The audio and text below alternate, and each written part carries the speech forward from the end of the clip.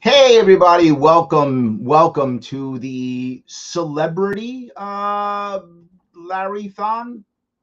I think it's celebrity. I'm going to have some cool people here today, and I hope that you will be enjoying the people that will be coming on today. We're trying to make something very special happen. As you know, we have submitted our signatures for us to be on the ballot. We are hoping that we are going to be able to stay on the ballot and not be pushed off or somehow fought. We're trying our best to make sure that doesn't happen. If it does, we're going to fight it. As you know, we will. So that is our hope for the future, and that's why we are doing our best to do as we always can do: push forward, raise money, keep pushing forward and making things happen. And thank you so much for showing up today in this very important Celebrity Larry-thon 2022. I haven't had one of these in a while, so now I have it now. It should be pretty exciting. I am asking many things from you. The one thing I'm asking from you more than anything else is to like and comment and share. That is the number one thing I'm asking of you. I know that may be a lot for some of you. It isn't. It's not much for you. You can do it. Click that like button or subscribe if you're on YouTube. This is actually shown on seven. This one I think is on 7 different pages. So it's on 7 different sites all over. Hopefully people are noticing and they're paying attention, I hope. And then more people are watching. As many as I can get to watch, we need to. So please like and comment and share to the best of your ability. It does move those algorithms forward and gets people paying attention. That is what matters. But also, during this 3-hour event, you don't have to watch all 3 hours if you want to. You should, because it's going to be cool and fun. So you should watch all 3 hours. But even if you don't, doesn't matter. The most important piece is we are going to be here trying to show you the coalitions that we're building, the future that we're building, some good entertainment, so you can decide, you know what? It is completely worth it to support Larry Sharpe in his attempt to push forward to become governor of New York. Now you might say, Larry, that's a big leap. That is. You would be right. That is absolutely a big leap. But is it possible? Am I just fooling myself? Am I tilting at windmills? Perhaps, but let me give you some information that may make you think differently. Number one, this is going to be a 3-way race. 3 ways. It'll be my New York State governor, Kathy Hochul, who is not popular even among Democrats, but that's not enough to make me win. But that's one factor. Second, against a Republican who is going to be a hardcore Trumpster, and in New York State, that's not going to fly. Oklahoma, maybe it's fine. New York State, not going to fly. Not going to fly here in this state. Just how it works, right? We are 3-1 Democrat to Republican. So Republican's not going to win. The Democrat looks like will win unless an outsider comes into the fray. An outsider who's done this before, an outsider who already polls at 6%, an outsider who can get Democrats to vote for him. That will be me, and that is a fact. 25% of the people who voted for me last time were registered Democrats, and the data shows this same thing now in the recent polling. So that hasn't changed. I get Democrats to vote for me. We know that. We know it needs an outsider who can make a coalition with people like, I don't know, the Forward Party backed by Andrew Yang. Someone like that. Yeah, that's the guy you're looking at. Now, does that mean I win? It doesn't. But if I run a very strong campaign, if I'm out there raising money, if I'm out there getting polling done, which you've seen I've already been doing, so those of you who've been supporting me, you can see the polling's already coming out. So I'm doing what I said. We're getting on the ballot. I'm doing what I said. So every time you start throwing money my way, you see I'm doing what I said with that money. It is happening, what I talked about, right? But not just that. Getting advertisements. We haven't gone that level yet. That's the next step. Getting some ads out there, right? We start doing that. That's our next step. We do that and run a serious campaign. Then all Kathy Hochul has to do is more dumb stuff, which she's actually very good at. If she does something very bad, enough to where enough Democrats in New York State go, you know what? I don't think I want to support this person. Democrats in New York State will have 3 options. Option 1, stay home. In the non-presidential election, sadly, many people do. That's a common thing. New York State sometimes only has 30% turnout. So they may stay home. That's option 1. Option 2, they hold their nose and vote for Kathy Hochul anyway, because I'm a Democrat. Who cares? They do that. Or 3, they vote for me. If enough stay home plus vote for me, I've only got to get about 35% of the vote. That's possible. Now, the Republicans in this state finally realize If you want to vote for a local Republican in New York State, they win. It's true. Locally, Republicans do win across the state. The state has a lot of red districts. That's true. So if locally you want to vote for Republican, it's not a wasted vote. Your guy might actually win. It's fine. Statewide, Republican hasn't won in this state in 20 years. 20 years, Republican has not won any statewide election. Not governor, lieutenant governor, not senator, nothing in 20 years. And the state's getting bluer, not redder. So if Republicans get that the idea of a Republican winning in this state is a big lie, and they realize, you know what? They either stay home, option one, which again, in off-presidential elections happens often, or two, they hold their nose and vote Republican anyway because I'm a Republican, so they vote anyway. It's one. Another option. Or option three, they vote for me. If enough of that happens, I win this thing. So is it a winnable race? Yes. I have to hope a lot of things happen, and I must run a good, serious race so that when people look at me, they go, this guy's viable. This guy's viable. Okay, we'll vote for him. If that happens, I win. All right, Larry, what happens if you win? The entire nation changes overnight. There's no other race that can say that. No other race. No other race this year at all that if somebody wins, the entire nation changes. Imagine for one moment that New York goes from blue to gold. Goes from Cuomo to Hochul to Sharp. The whole nation changes. That's how important this race is. That's why I'm bugging you. That's why I'm doing this. That's why I'm rolling the dice to make this happen. That is the reason why I'm trying to make this happen. That's the reason why I'm doing this. That's why I'm pushing this to make this happen. But Larry, you know what? You might not win. It's true. I wish I could guarantee victory. That'd be awesome. I can't guarantee it. But here's what I can tell you. What if I come in second? And to come in second, I've only got to get about 20%. 20%, probably less than, probably 18%. And I come in second. Because the Democrats probably going to get over 50%. That's how it works in the state usually, unless I'm the one who beats them. If I don't beat a Democrat will have a big chunk. The Republicans not going to get more than 30 at max. Probably if they get their butt beat down to 15. I could win at 18 to 20% and come in second. All right, Larry. So you come in second, you still lost. That's true. I will still have lost. I will still have lost the election. However, New York state law states the top two parties, as decided by the gubernatorial race, run the state's board of elections. So the Republicans would have been kicked out of the board of elections. Now, that's not going to stand because there aren't enough libertarians in my state to run the board of elections. So they'll have to rewrite the rules, which I'm fine with. They rewrite the rules, they'll have to add third parties into the rules. What does that mean? If I come in second, and that's real, I come in second, New York State goes from a single-party democracy, which, by the way, is not a democracy, and it becomes a multi-party democracy overnight. Think about that.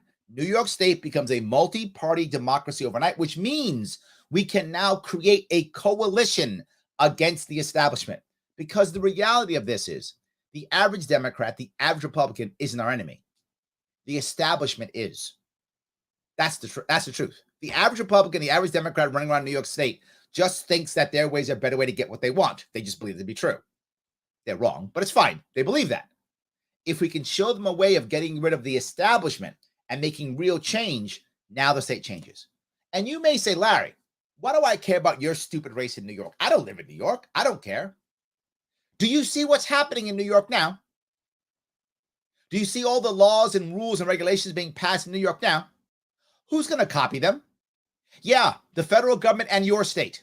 You think I'm joking? Wake up. New York State is the battleground state. This is where all the garbage happens. This is where it happens. And if we can stop it here, we stop it in your state. We don't stop it here, it's coming to your state or the federal government. Biden's trying to copy what my governor's doing. Biden loves what my governor's doing. Oh, great. Let's copy everything she's doing. You want that in your state? Help me here. I'm on the front line. I'm on the front line right now. Help me on the front line right now so it doesn't come to your state. If you live in New York State, I don't know why you wouldn't vote for me. I mean, I don't know what's wrong with you if you wouldn't vote for me if you live in New York State. But if you don't live in New York State, I get it. You can't vote for me. But you can still support me. Either by, as I've asked, by liking and commenting and sharing and doing all of those things that matter to get the word out. That's one. Or two, by donating. There's a link right there. There's a link right there in the description. And there's a link right here. It's LarrySharp.com/June. As you can do, LarrySharp.com/June. Oh, this one, click this link right here and donate. Give me some cash so I can do what I said I was going to do. You've watched me do what I say. You've seen this. And for those of you who go, Larry, you know what? I've given to a lot of campaigns before and nothing ever happened. Yeah, you're right. Can't fight you on that one. Has it happened in my campaign? Never. Never. You've never seen me stop. You've never seen me quit. For those of you who are in New York State now, if you spent your time, your money, and your energy on the Democrat in 2018, what do you get? Thank you. Not a damn thing. And he's gone now. So you got nothing. So you threw your vote, your time, your money all in the garbage. If you put your money in a Republican, where are they now? Nowhere. Gone. Nothing. You got nothing. Yeah, exactly. You threw your vote, your time, your money away. You put it into me. I'm still here. I'm still giving you everything I can. I'm still coming up with ways to fix this state. I'm still running around saying, here's how we can fix things. I'm still here. You invested. That's what you did. And I said, well, Larry, that's great. I don't live in New York. So how am I investing in you? I'm going to tell you how you're investing in me. You can head right now to LarrySharp.com and what you will see is a policy library. Yeah, it was in 2018. It's there now. Tell me what other candidate who's libertarian is creating policy libraries. You're looking at the only one. Look at the only one. You go, Larry, I want to run in my state. Yeah, go to LarrySharp.com and take my policies, please. I want to run nationally. Go in LarrySharp.com and take my policies, please. Take them. If they'll work in New York, literally the least free state in the union, ranked multiple years in a row by Cato, least free. Take that, California, number one. We're number one. We're the least free. If they will work in my state, modify them for your state. Of course they'll work in your state. No matter what, your state's better than mine, wherever you live. That's why you should care. You cannot just, if you want to win, you cannot just speak rhetoric. Rhetoric matters. Of course it does. But policy also matters if you're running as a candidate. I'm creating that policy here. You guys also know something else. In the 4 years in between my last run and this run, what did I do? I supported local candidates. You saw me do it. You saw me raise money for them. If you're in another state, you've seen me go to your state and raise money. Did that for free, just because.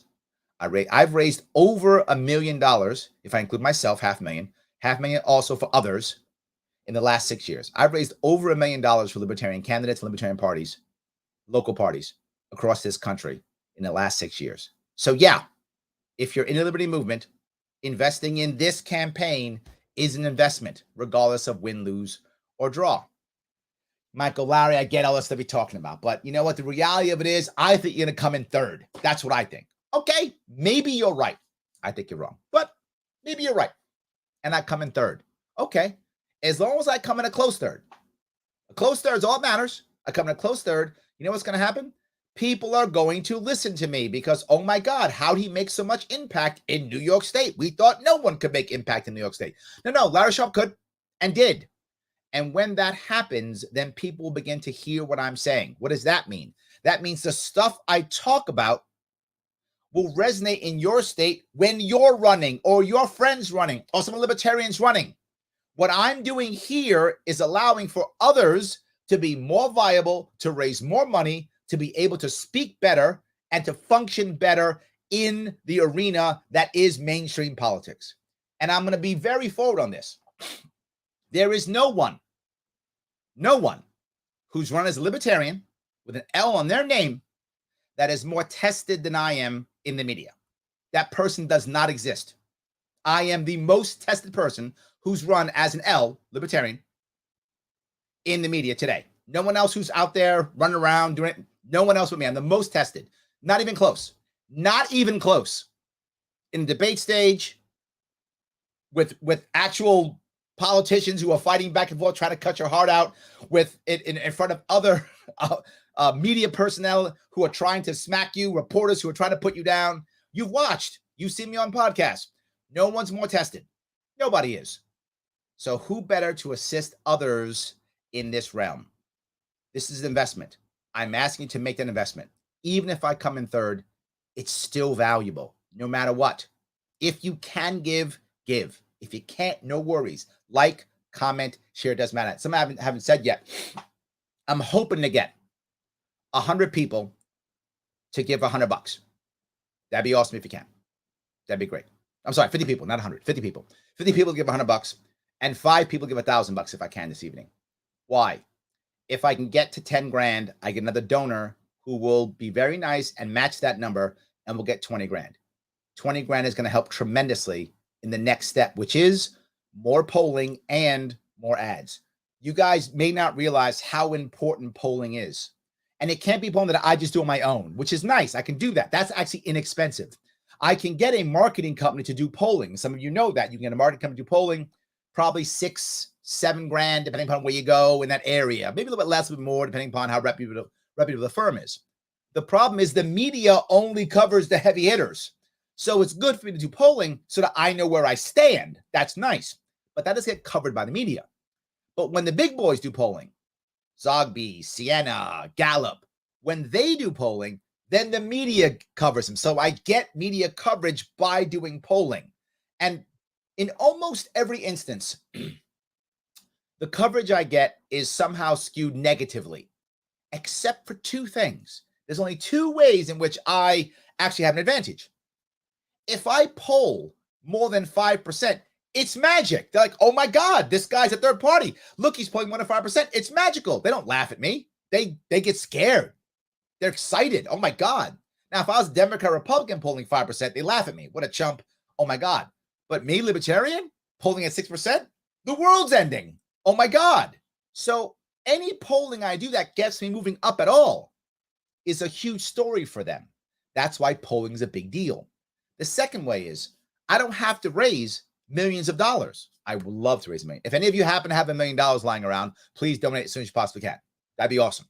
Actually, you can't. To be forward, the max you can donate is about $44,000. So if you happen to have $1 million, thank you, but just give me $44,000. My point being, if I raised $500,000 last time, that was magical. My opponents raised, 6 million and 12 million. Right? So I didn't even raise $1 million, but people were still very impressed by that. Oh my God, a third party raising that kind of money. Same thing now. The problem is now I'm up against even more. My governor already has $20 million raised. Already $20 million. The Republican looks like he's going to win, already has $10 million. I've only raised $250,000, which is a lot, but that all went into ballot access. All of that, every dollar went into petitioners. So that was it cost me $300,000 to get on the ballot. Let me say it again. It cost me $300,000 to get on the ballot. That's how bad and broken, New York State ballot access rules are. If you can't raise $300,000, you got no shot of being on the ballot. That's what I'm doing. Why am I sitting here bugging you now? Cause that. I had to drop 300 grand to do this. I know you think I'm crazy. No, but I had to. So I've got to keep raising money to move this forward. The system is set up to smack me down. I got it. I'm not complaining about that. Well, I am. But I knew what I was getting myself into. I volunteered for this. So don't feel sorry for me. Don't feel sorry for me. I just wrote myself another check, which I hate writing myself checks. But I had to. The first time I wrote myself a check for 10 grand. I didn't write myself a check for as much this time. I just decided to not work. So I'm going to be in debt once this is over. Again, don't feel sorry for me. I knew what I was doing. What I'm asking you is instead of going, oh, Larry, we feel sorry for you. I hope you do, but not required. Instead, say, you know what, Larry? Let me throw a couple dollars your way. Let me throw a couple dollars your way instead.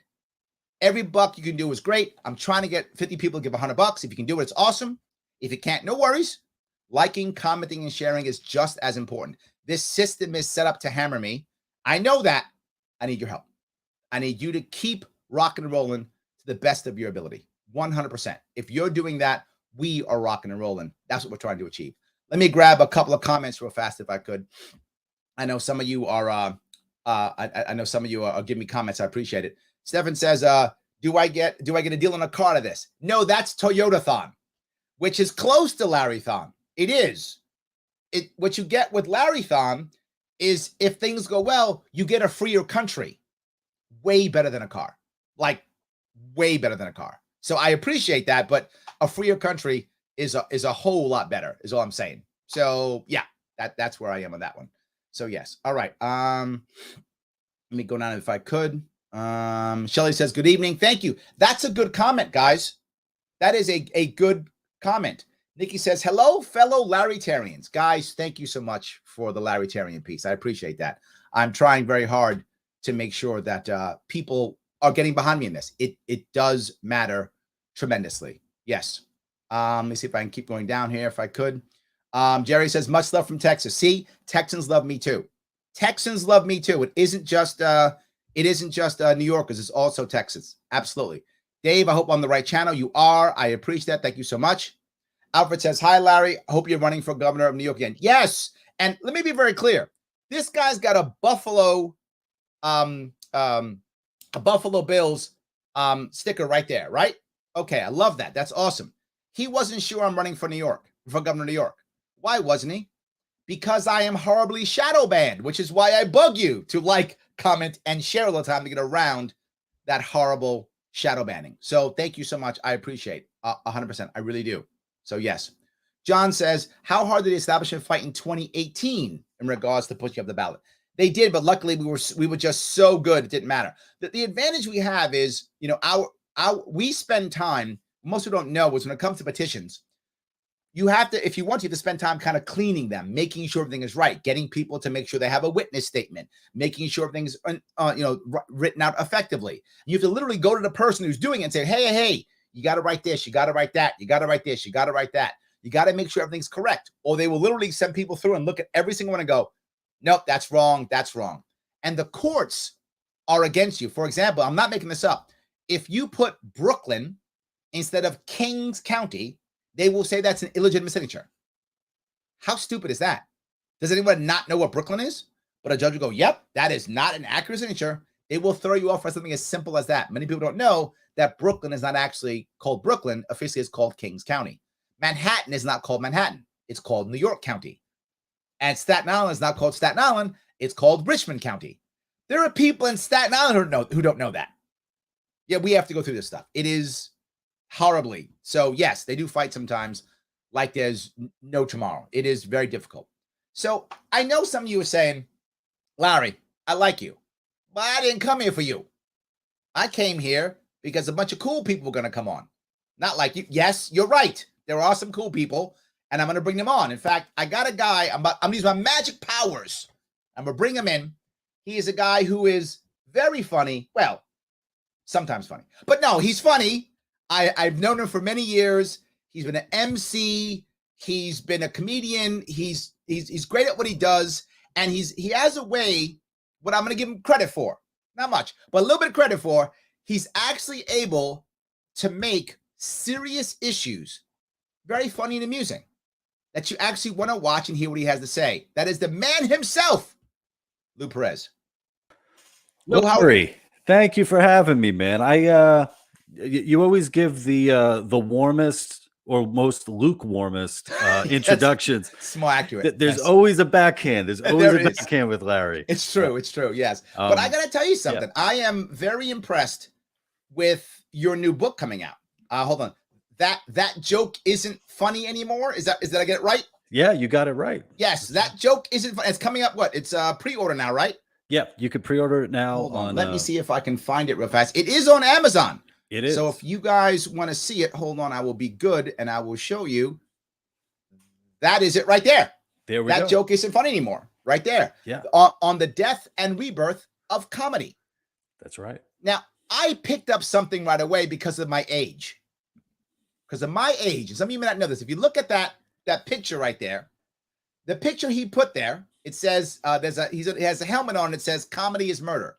That actually is the album cover for "Meat is Murder" for the Smiths, 1985. Am I right? That is 100% correct. It's my ode to one of my favorite bands of all time, the Smiths, and when I was putting the cover together, I actually found out that they took that still from a documentary called, I believe it was The Year of the Pig, Yep. which is a Vietnam era documentary. Absolutely. And yeah, for anybody out there who's a Smiths fan, there's a lot, there's so much depth to them. We could probably geek out about the Smiths. 100%. No, Morrissey was like asexual before it was cool.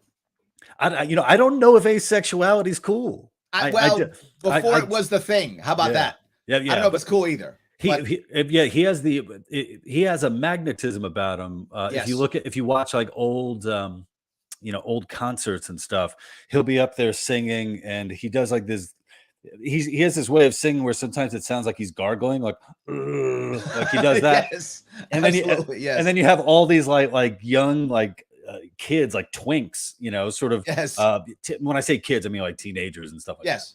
that. Jumping up on stage, hugging him, tearing his clothes apart, and throwing flowers at him. Yes. And you know what? I mean, I could see myself doing that. If I'm a little older now, so I'm not able to probably hoist myself up onto a stage. Well, you could probably still throw like flowers and stuff. It's fine. Oh yeah. Okay. Yeah. Yes. Yeah, exactly. So Scott says, most people laugh when I say I'm asexual. Maybe it isn't cool. I don't know. Or maybe the way Scott's doing it, it's just like a funny thing, like there's some people who, they have fetishes and you're like, that's a little goofy. Yes, that's right. Yes. And it's worth something to laugh at. Yeah. I gotta say something, Larry, before we go on. Hold on. Brock says a Latino guy likes the Smiths. That's crazy. And with the sarcasm there. Yeah. For some reason, in California, like Chicanos love Morrissey. He's got a huge yes. coalition of little militias of Mexican Americans that absolutely love him. And I think I haven't kept up on all of his independent albums, but some years ago he had a song called like "First of the Gang." And it's like, who was it? Was it Hector? I forget who he's singing about, but Hector, or maybe Luis, which is my Luis. Well, was the first of the gang to die. So yeah, I cut you off. Go ahead. What you want to say? I was going to say, when I saw Celebrity Larry-thon, I actually read it as Larry-thon, and I thought I was getting into something a little different. I thought this is like, Larry's going for it. He's starting his OnlyFans, and you're just going to see like, what his glutes have been up to. Look, if that's what it takes, I'm just saying, I got to fight the state. And if it takes me getting the thong to fight the state, I'm in, right? I'm in. I got to do what I got to do here. That's all I'm saying. You and I on the same page here. We got to do what we got to do. You're doing a cool book. You got to cross the T's, dot the I's, and make sure that thong is riding up high. That's absolutely. It. Yes. But I want to bring up something, if I could. I think your book is something important. And I don't know if you happen to see the pandemic special that South Park did. Did you happen to see that one? I don't think I did. No. They did a special to where the kids are now like 30 years in the future, right? And that's when they finally end the lockdowns, like 30 years later, right? And they come out of the lockdowns, right? And when they do it now, if you remember, do you watch South Park at all? Do you know any of the characters? Oh yeah. I think I haven't seen the last 2 seasons. No worries, as long as you know the characters. Yeah. One of the characters is named Jimmy, and he's a comedian, right? Oh, Jimmy's the best. He's got the crutches. Bingo. Yes. So great. In the future, he's a talk show host, a late night talk show host. So he gets up and he starts to tell a joke, and his jokes. This is his jokes. So I'm paraphrasing. So a Puerto Rican and a Mexican guy and a gay guy walk into a bar, and nothing happens at all. All of those people are very good human beings. That's the joke. Right. Like, you can't say anything negative, so the joke just becomes everybody's awesome, no matter what. So he'll say like 3 or 4 specific groups of people and then end it with, and they're totally valid and awesome. That's how he ends every joke. I think I might be. Am I going that way? Is that? Do you think that might be the way for my career to go? That's what I'm asking about your book. Tell me, is the book like that or no? Oh no. Actually, I think in spite of the the ode to the Smiths album cover and the title on the death, there's also the rebirth of comedy, and I think. I think my book, for anybody out there, if you've taken too many red pills, you might not think that things are going too well. Yeah. You I might be am black worried, pilled man. This on is that. true. So Yeah. you're telling me there's hope and that comedy's coming back. Is that what you're I telling me or think, no? yeah, I think so for sure. I mean, before I came on, I was listening to you talk about, being shadow banned and the Yep. like, and totally unfortunate. Like, I've said this before. Anytime I bring up Larry, I always talk about Larry was the first person who ever earned my vote when I voted for him Oh, for governor. thank you, brother. He Thank you. sincerely, and sharing the stage with you, and getting to be a part of the movement and what you're doing it really meant a lot to me. So when I hear things like being shadow banned, I'm very that upsets me. On the other side of that, though, I look and I say, we're still here, we're still talking, and Yes. there's a way for you to get your message out, Right. and people who care are able to support you and to support Right. your work. And I think that's one of the big that's probably one of the big white pill moments for me doing comedy, is that there are people out there who are hungry for comedy, that they're hungry. There's an audience out there, and like never before, we're able to reach that audience. And I think that's what's going to save us, is the ability of connecting on a real level, whether it's live in person or over the airways or the internet. It's possible there, and we just got to keep doing it and keep fostering that relationship. I think there's never been more important of relationships between entertainers and their Yes. audience. Well, it's funny you say that. A long time ago, a friend of mine told me. He said, "Larry, the new movie stars are political people, are politicians and such." And I said, "I don't understand what you mean." He said, "Back in the day, the movie star was the person who crossed over everything. They would be in a magazine, they'd be in a movie, they'd be in a TV, talk show, they'd be in everything, right? But now with fractured media, if you're a TV guy, you may only be in certain small TV things. You may have your own like locals. Like I know you're on locals. You may only have a locals thing, or you might have an only fans, right? When I get my thong thing going on, right? You may only have that." And he says, but politicians cross over all of them. And I feel like politicians, I mean, look, Dr. Oz is going to be the Republican senatorial candidate in Pennsylvania. I feel like popularity, and it's almost like they're just stars. Even Justin Amash said, if I'm going to paraphrase him, he said when he was in Congress, his only real ability was to be able to tweet and talk and say things. And now he's not in Congress. He has the same ability, right? He's still popular and it hasn't changed. I mean, I don't know. Am I reinforcing your point, or am I somehow going against it? Well, I think, I think that situation sort of lends itself to to comedy and the point in history that we're at, where it's sort of like, these people that at one point in history were held up as sort of these, you have to look up to these heroes. They are heroes, and they know what's best. And I'm sure they, whatever they're doing, it's with the best of intentions, and they care about us and all that.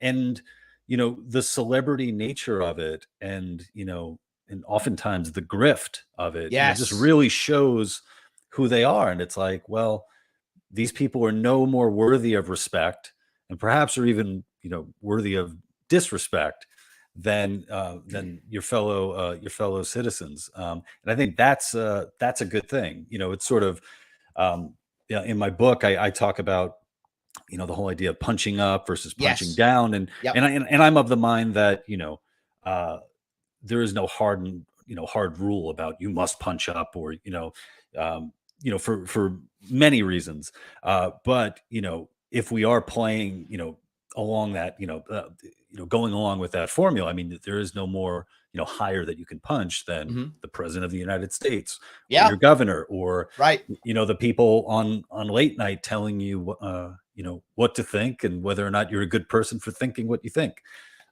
So I think that's, that's another example of, okay, there's a future here that I think, especially like you mentioned, like creators with perhaps a smaller audience base, it's possible if you had, 10,000 people, just 10,000 people who love your work and support you every month, that you could be making a really good living. by doing that, so that's very cool. No, I remember someone told me in the entertainment industry, they said it is harder than ever. Excuse me. It's harder than ever to become a star, but easier than ever to be a working artist. It's difficult to become that superstar.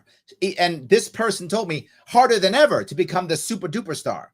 However, there's a lot of people, to your point, who are making a living as being some form of artist, whether they're a musician, whether they're a comedian, a writer.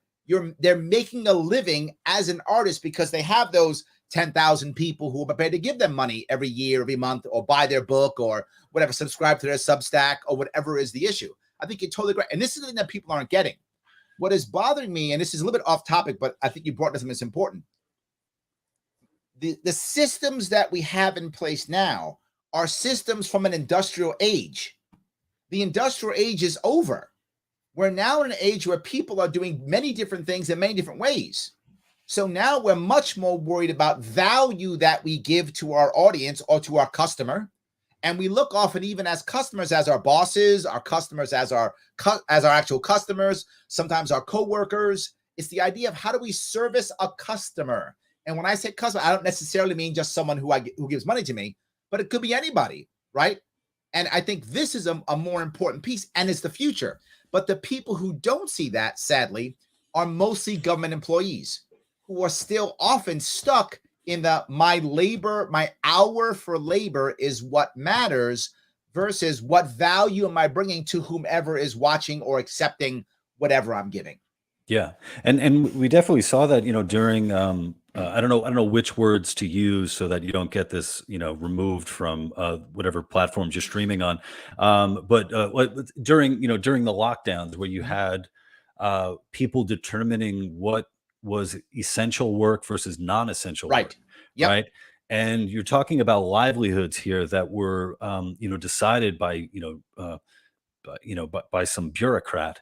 And I think it's like those times when all the government shutdowns happen, and we're a week into the government shutdowns, or we're 2 weeks into it, and nothing's really changed. Correct. Everything's just kind of going along the way it's supposed to go, and you start thinking like, oh, maybe we actually don't need those people in those positions of authority there. And yeah, I think there are a lot of people who feel entitled, especially when when they're working for the state.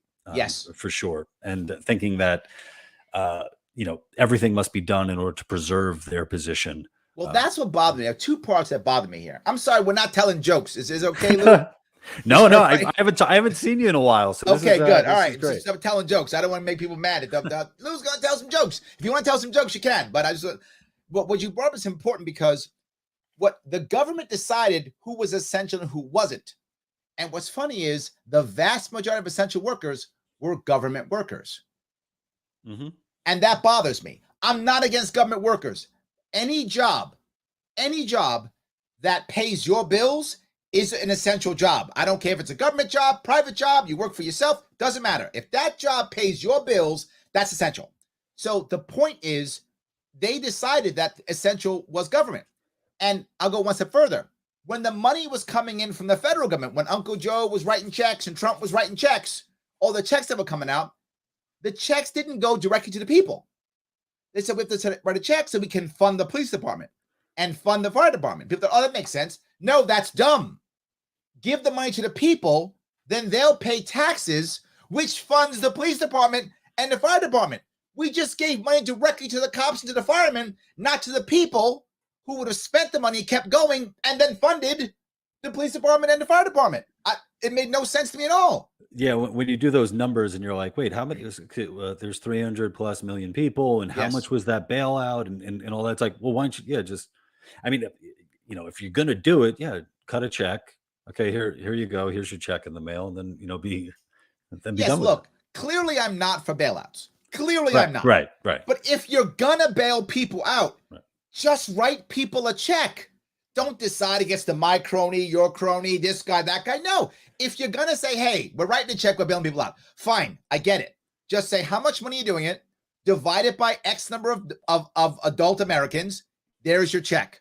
spend it, please, and pay your taxes or whatever you're doing and keep the economy going so we can pay for other stuff. At least if you're going to do it, that's the way to do it, right? Or don't do it. But if you're going to do it, at least you get rid of the middleman. It drives me crazy. It just made government even more valid, even more important than anything else. Mm-hmm. Right. So I do have a question still with you, though. Craig says, what's on Lou's bookshelf?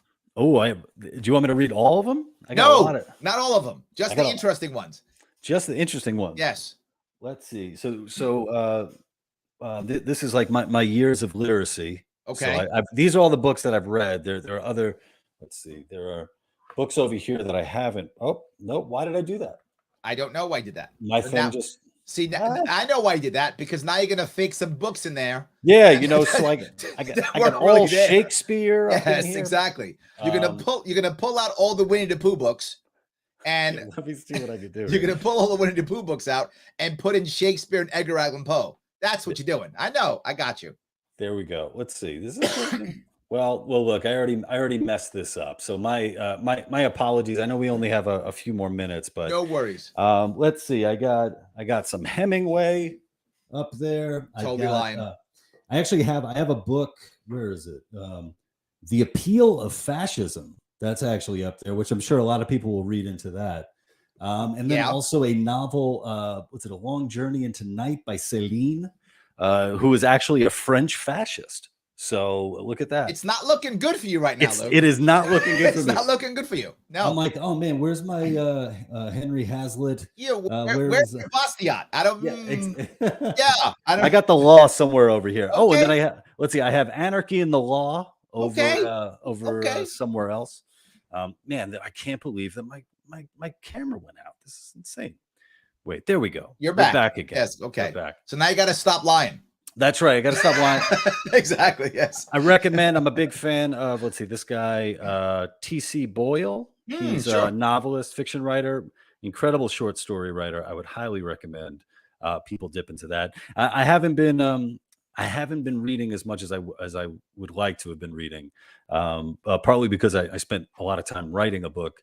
And then the other part of the time is like, as you know, Larry can attest to, when you have kids. Yes. A lot of time is spent, with your kids and not with your nose in a book. So. Absolutely. Yes, absolutely. So, Gene says, government decided that my husband is inessential. He's essential to me. Oh, that's beautiful. Yes, absolutely.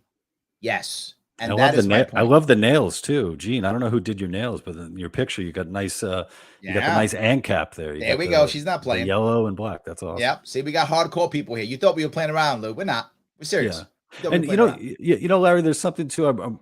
I think one of I had Spike Cohen on my podcast. Has Spike been on yet, or is he coming on later? Nope, he's coming on. Great. Spike is awesome. I've had Spike on my podcast. I want to get Larry on soon. And one of the things that I told Spike, and I brought you up as well, is I think you guys do a really wonderful job humanizing liberty and humanizing the liberty movement, because I think that is so essential, because quite frankly, I'm tired of the the bullshit stereotypes of, oh, you're a libertarian because you're selfish, or you're a libertarian because you just care about one guy I saw years ago, he said militant individualism. Oh, I don't even know what that means. I don't know what that means either. But that sounds terrible, doesn't it? Yeah. It sounds horrible. But yeah, some of the most wonderful people I know, I've met, have been in the liberty movement. Yes. Larry, you have a book out too about coming soon. Not yet. I put out the first 5 chapters. Nobody seemed to respond, so I said maybe I need to rewrite this thing. Well, you gave me a small clip. I gave the first 5 chapters. You didn't respond at all. Oh, well, I was reading it the whole time. I was reading it, I was thinking like, wow, this would be an amazing book for especially like a young kid, like a young adult. I wish somebody had told me that. Nobody responded to me. So I had to, yes. So I'm rewriting the entire thing because people didn't respond.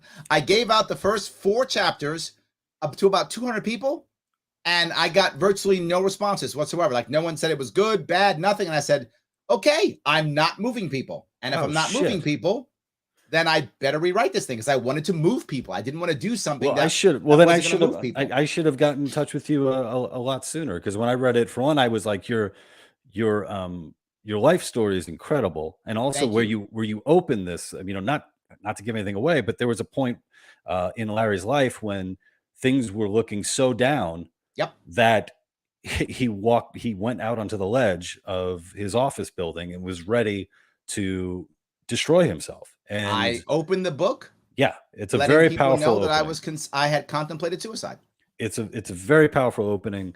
I think not only because you're a friend, but also I don't know, as I've gotten older and looking back on life, I just think of just how precious life is, and how many people like yourself that contemplated that at a much younger age, and you look back, you're like, oh my God, man, thank God he didn't go through with it, because there was so much life to live. The reason why I opened it that way, just to be forward with anybody who may be watching, is to do something that I do constantly, which is I try to share my humanity. Right. I want people to know that I accept that I'm just a man, just a person like anybody else. I bleed, I get sad, I get angry, I make mistakes like anybody else, like you do, like I do. So I thought, if someone's going to write a book on happiness, why would someone read the book if I'm going to act like I know everything and I've always been happy and I'm so awesome? And I wanted to write a book saying, no, I've been at the bottom. If you've been at the bottom in your life, I've been at the bottom to where I thought it wasn't worth living anymore. And to pull myself from that, I wanted to show people that it can be done, that I'm not on high saying how great things are. I'm saying life sometimes really sucks. Like sometimes it's really bad. And it's not the right answer to just go, don't worry, you'll be fine. Nobody wants to hear that when they think the world's ending, which is why I push back so hard on all the times I see people committing suicide and hurting themselves, because I know where that is. I know how you feel when that time comes. So thank you for that. Maybe I'll reconsider, because no, I would. I definitely would. Yeah, I like I said, you have a very powerful story, and also, as you're running for governor as well, it's like, look at the people who've sat in that, in that position. They've been, very privileged people who, and not to say that people don't go through stuff, but sure, I really feel like your own life mirrors sort of the kind of position that the city is, that the state is currently in as well, where there's the way that you were able to find hope for yourself, and hope and responsibility, and pushing and working towards something. I think that you also see that for the state of New York, where a lot of people have given up on it. And I have to say, I'm one of those people who gave up. I moved across to Jersey to start a new life. But I know you're not. That's not the type of person you are. You haven't given up. I'm stupid. I'm fighting still. Yes, I'm stupid. I'm still fighting. So Lou, I want to say thank you. And guys, follow Lou on the Lou Perez on Twitter, and you can see all his cool stuff there. You can check out his book on Amazon. And I showed you the name of the book is That Joke Isn't Funny Anymore. Did I get it right? Yep, you got it right. That's the name of the book. Check him out. See what he's doing. He's great at what he does. And I'm going to give a little plug for him. If you're doing an event and you need an MC, he's a really good MC. Like, I've seen him do it before. If you need an MC, he's a real good MC. So pick him, get him, write him a check he wants, whatever amount he says, he's worth it. He'll do it. I know it. He'll make people laugh. He'll be cool. It's worth it. He's a really good MC. So please take care of all those things. Lou, thank you so much for coming, my friend. Larry, thank you. It's always a pleasure. It's an honor to be your friend. Thank you. All righty. Good talking to you, my friend. Yes, indeed. That was the Lou Perez. You thought there was a different one. No, I got the one. That's the one who was here. Absolutely him. Check him out. You can see his stuff on Twitter to see what he's doing. That's awesome. I appreciated him coming up. And of course, please like, comment, and share. Why do I keep showing people like him and others this evening? Because I want you to know that it isn't just me running. This is literally a coalition of people getting together to make change. That's what I want. I want to make change. I'm trying my best to make change. Jennifer's teasing me. She says, Larry-thon coming July 2022, $25 minimum to join. Well, yeah. Whatever it takes, Jennifer, we got to make change, right? We're fighting the state. We're fighting the state. You guys really like that thong joke. David says, I'd like to bring something up if I could, rather than a G-string up the old sharp crack. The sharp crack, that's a good one. I remember that one. Also very good. James is like, a thong to win is cheap as hell. You're not wrong. What have you been wasting your money on? You know what? I'm wasting my time on things like polling and advertisements when I should be buying thongs. You're right. This place is better. This is better than I thought. I loved it. That's awesome. So, yes. Rebecca says, I donated $100. I bleed too. Thank you, Rebecca. And something else Rebecca does. Rebecca's out there when I do events. And guys, I really appreciate when you donate. Please donate. It does matter. $100 is what I'm looking for. If you're a heavy hitter and you can do $1,000, I'd like that. Absolutely, I would if you can do that. Please, if you can do $1,000, that's the answer. I'll take $100 though. It's fine. I'll take $10. Whatever you can give is awesome. Showing up also matters. If you're in a spot where you say, Larry, I love you. I can't give you $100. I'm just not there. Okay. The next time I do an event, can you show up? Can you get somebody to go in with some gas money? I know gas is a lot of money right now. Some gas money and sit in a chair when I do an event and smile and clap and act like I'm saying something funny. That actually works. You might say, Larry, why does that work? Because when more people show up to events, people realize something's happening. They realize this is a movement. So showing up matters. Rebecca, thank you so much because you show up. Thank you for your donation. That's amazing. And you show up. That's the best. If you can give and show up, life is awesome. If you can only do one, I'll take either of those. Showing up matters. If you can't do any of those, if you are really in a tough spot, then just like, comment, and share. That matters too. All of these are ways of moving this forward and making things happen. All of them matter. So please, if you can, please do that. So yes, the volunteer says, yes, absolutely. Larry earned my vote. Thank you. Even if we lose, I like letting the establishment know. I did come to the voting booth and I still didn't vote for your establishment and what they spent. Yes, yes, and yes. We don't realize how important, and let me go one step further. Thank you for bringing this up. But Larry, what if you don't win? Okay, maybe I won't. Absolutely possible. Libertarians rarely win. True. But if I get enough of a vote to where they feel like I was a spoiler, that's a good thing.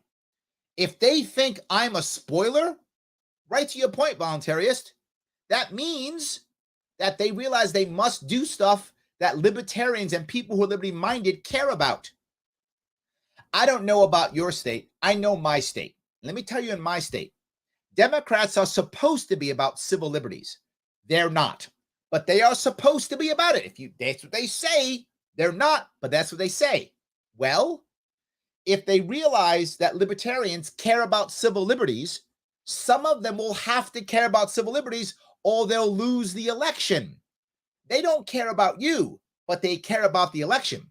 So having a stronger libertarian party, even if it loses, but it's strong, so that people realize people care about that, will make for better Democrats. Republicans in my state, they're supposed to be about the Second Amendment. They're supposed to be about small business and less taxes. They're not, but they're supposed to be. Well, wait a minute. If you actually have a libertarian party, that's for small business. That's for less taxes. That's for the Second Amendment. They will have to be that way, or they'll lose the election. Again, they don't care about you, but they care about the election. Having a stronger libertarian party will make for better Republicans and better Democrats. They'll still be crappy. They'll just be less crappy. And I will take that. That's change. Let's start moving towards that. Let's move towards a world where people see value in our values. Right now, they don't. If I get 15%, 10%, 20%, oh my God, you have to pay attention to what libertarians are talking about. You simply have to. There's no way around it. So even with the loss, we still win. You are correct. Thank you for thinking that way. Thank you so much. Stephen says, Larry's freaking awesome. Oh, thank you. His ideas are so fresh and realistic, not just, I'm going to do this. Yeah, vote for me. Yes. And here's what I would say to this. Some of you might say, well, Larry, again, you're not going to win. So actually, that's not necessarily true. But say you're right. Say you're right. Just imagine me getting a debate stage. giving actual answers, and then having Democrats, Republicans sit there with their mouths open going, other guy bad. That's all they say. And I'll give you the perfect example, right? The perfect example we saw after Buffalo. This is true. After Buffalo, Democrats said, well, we have to fix ghost guns, and we have to now have, microchipping the guns, whatever, all that micro engraving on guns. Everything that would help you find the guy or the gun after the shooting. In case you guys didn't really realize this, every single mass shooter, they either kill themselves or die at the place, get captured at the place, or turn themselves in. They're 100% at finding these people. 100%. I don't know what the help you need. The Democrat answer was nothing. It was nothing. And the Republican answer was, I'm not joking, death penalty. The guys killed themselves. The death penalty is not going to help. They had no answer for the Buffalo shooting, except stuff that doesn't matter and death penalty. So as I keep saying, Democrats are the party of bad ideas. Republicans are the parties of no ideas. And this even happened. I gave an actual answer to make less people unhappy, particularly youngsters, young men, so they don't want to kill themselves. So if I start talking that way and saying what these mass shootings actually are public suicides, when I actually say that, they have to respond to that. This is why it matters. This is why I keep doing this. If you care about what I'm doing, then do me a favor, like, comment, and share. It does matter. And if you can give now to that right there, that spot right there. Click on that, LarryShow.com/June, or click that link right there and give what you can give. If you can give $100, give it. If you can give $1,000, give it. It is absolutely an investment, and you know where I'm going to spend the money on. You've seen me do it 1,000 times. But I told you before that I had magic powers, and that's how I brought in Lou Perez. Well, I have magic powers still. I'm going to bring in somebody else now. I'm going to bring in somebody who is also a comedian sometimes, and is pretty funny sometimes. But yeah, he can be. But he also, the coolest thing about him is he was actually a royal diplomatic envoy. That's the coolest thing about him that you did not know about the man himself, the one, the only, the mighty Andrew Heaton. How are you, sir? I'm very well, Larry. Good to see you. And I'm going to push back a little bit. I think I'm always mildly funny. I don't think that I'm funny sometimes. I think it's just kind of like a base level pithy. Not laugh out loud funny. No one's claiming that, least of all me.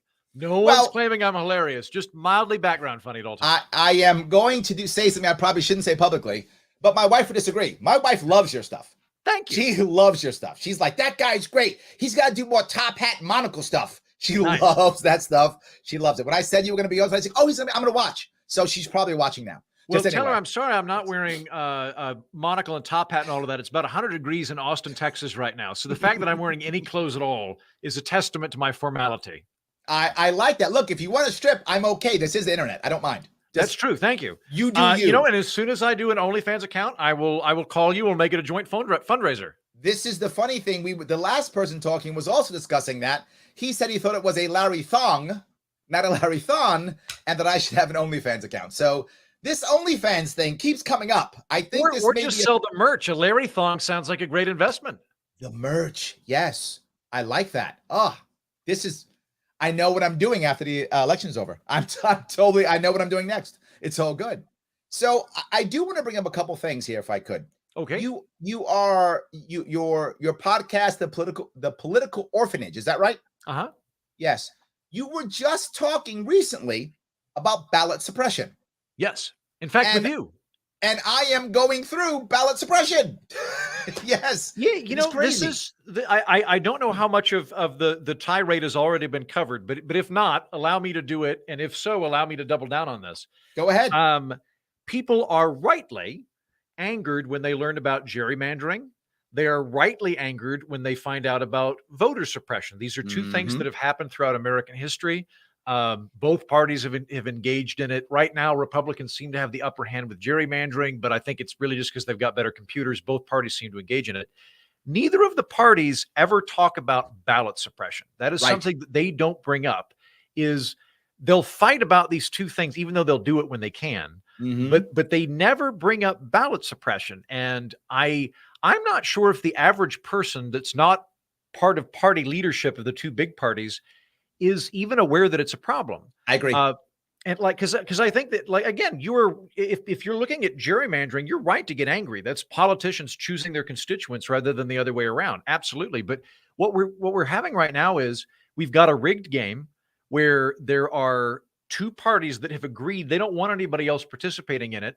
And one of the, like, I don't mean to get conspiratorial here, but like, no, please. One of the things that they start, well, that sham democracies do is they create the illusion of democratic choice. Yes. Now, we have two choices, which is better than one. I'll acknowledge that. I am certainly glad that I get to choose between two, right? So like North Korea had like 101% in one of their elections for one candidate, right? Like that the old commies used to do that. That's good. Where they would like there was a guy from you ought to look into this because I think you'd find him interesting. The former president of Turkmenistan, he built a golden statue of himself on a rotating platform so that his face always looked at the sun.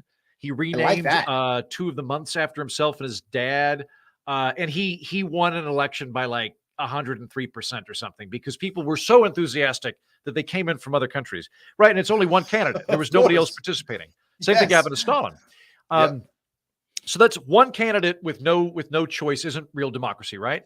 100%. Yep. But if it's only two candidates and there's actually more options than that, then it seems to me we're still overlapping with that mindset to some extent. What the thing that they do in Russia right now, and I'm not a Russian expert by any means, but Vladimir Putin basically outlawed any competitive parties. So there's the Russia First or Russia United Party, which is his preferred party. He's an independent, of course, but he does have a preference. But he outlawed all of the actual competitive parties, which might make competitive democracy possible. And instead, what he had happened was, after banning the competitive parties, he allowed two or three very tiny, no one's going to take these seriously rump parties to participate, so that when you go to the polls, you can theoretically throw your vote away, or you can vote for the one party rule. And those are your options, right? Right. Yes. And again, we're better than our government's better than Russia. I'm not claiming we're morally equate, but how about this? Why don't we be even better than Russia? Why don't we live up to the ideals and values of our country? Why don't we do this? This is a crazy idea. Why don't we try to be actually democratic and say that having lots of choices and voters being able to participate is a good thing? We believe in that. And if we have a problem with gerrymandering and voter suppression, we should also have a problem with ballot suppression, which is something my dear friend Larry is having to put up with. And it's a sham and a travesty. Absolutely. Thank you so much for that. Yes, absolutely. It drives me crazy. I just mentioned I had to drop about $300,000 to get on the ballot. Now, so imagine you have to be able to raise that kind of money. Yeah. And that just got me on the ballot. That's not one ad. That's not one Facebook ad. That's not one poll. That's not signs. That's not t-shirts. That's just so I can be on a ballot. That's it. It's insane. They're making a system to where only the elite can run. Yeah. Right. The data point I bring up, which is important. Last time when I ran, 5 people were running. I was the only one not getting a government check. Everyone else was. Yeah. Everyone else, a taxpayer, was somehow paying those people to run. Now I'll be running. I'll be the only guy not getting a government check. Yeah. Again, the only one. Everyone else is literally someone who's been in government for years getting a government check. That is our current system in New York. And I would argue one step further. Officially, we have a two-party system in New York. We don't even have that because we are 3-1 Democrat to Republican in the statewide election. A Republican hasn't won an election in New York State, statewide election. Locally, Republicans win. But statewide election in 20 years. Nothing. Not senator, not governor, not AG, zip. Nothing in 20 years. And that's going to keep going coming up here this next year. Out of curiosity, since the Democrats are in power in New York State, do they gerrymander like crazy? They tried to. Okay. Oh, they couldn't though, right? This is what actually happened. The thing that most people don't know about New York State is many parts of upstate New York are actually very red, deep red. Right. New York has a lot of farmland, rural areas. It's not actually upstate versus downstate. People say that's not actually true. It's rural versus urban. Okay. All of the cities upstate New York, just like, by the way, everywhere else in America. That is we don't have red states and blue states. We have red counties and blue cities. Correct. Yes. And that's what we have in New York. Same thing. Buffalo votes blue, Syracuse votes blue, Rochester votes blue, Ithaca votes blue. All the cities upstate New York all vote blue, but the counties, they don't. They usually vote red. So the Democrats actually tried, because New York is so broken, we've lost a congressperson. Mhm. So now we're down from 27 to 26. So we decided to re-gerrymander all of the congressional districts. I got to give it to the Democrats. They really tried hard. Yeah. They were like, we're going to gerrymander this to make sure there's like 2 Republicans in the entire state. But it was so blatantly obvious. Because it turns out Republicans and Democrats tend to bitch about stuff when they're out of power. When they're in power, they do whatever they're mad about. That's correct. Yes. So it happens that some judge actually said, look, I can't even do this. Like, no, like I'm part of the establishment and I was put in place by Cuomo and I can't accept it. This is so blatant that I can't sleep at night by saying yes. So a judge said no, and they redid it with a neutral party. The Democrats actually are losing seats. Nice. Well, aren't So they're pitting Maloney against, I can't remember the other guy. Correct. But like, and I was like, eat each other.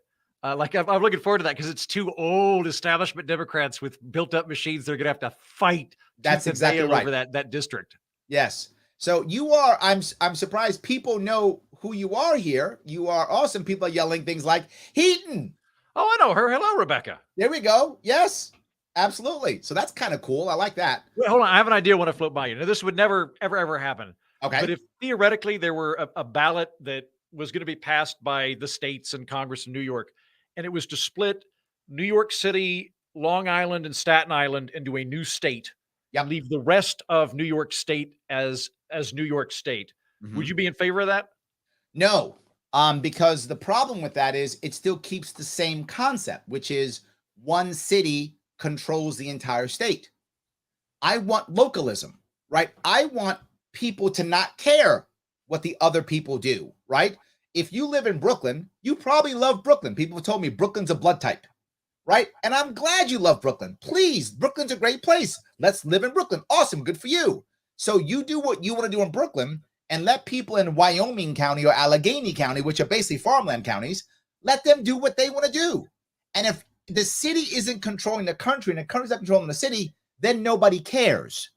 That's what I want. I want people to be happy in their local communities. The reason why people in upstate get mad at downstate, they think, you guys are controlling us. Well, they're right. Through money, New York City controls Albany, and Albany controls the rest of the state. Mm-hmm. That's accurate.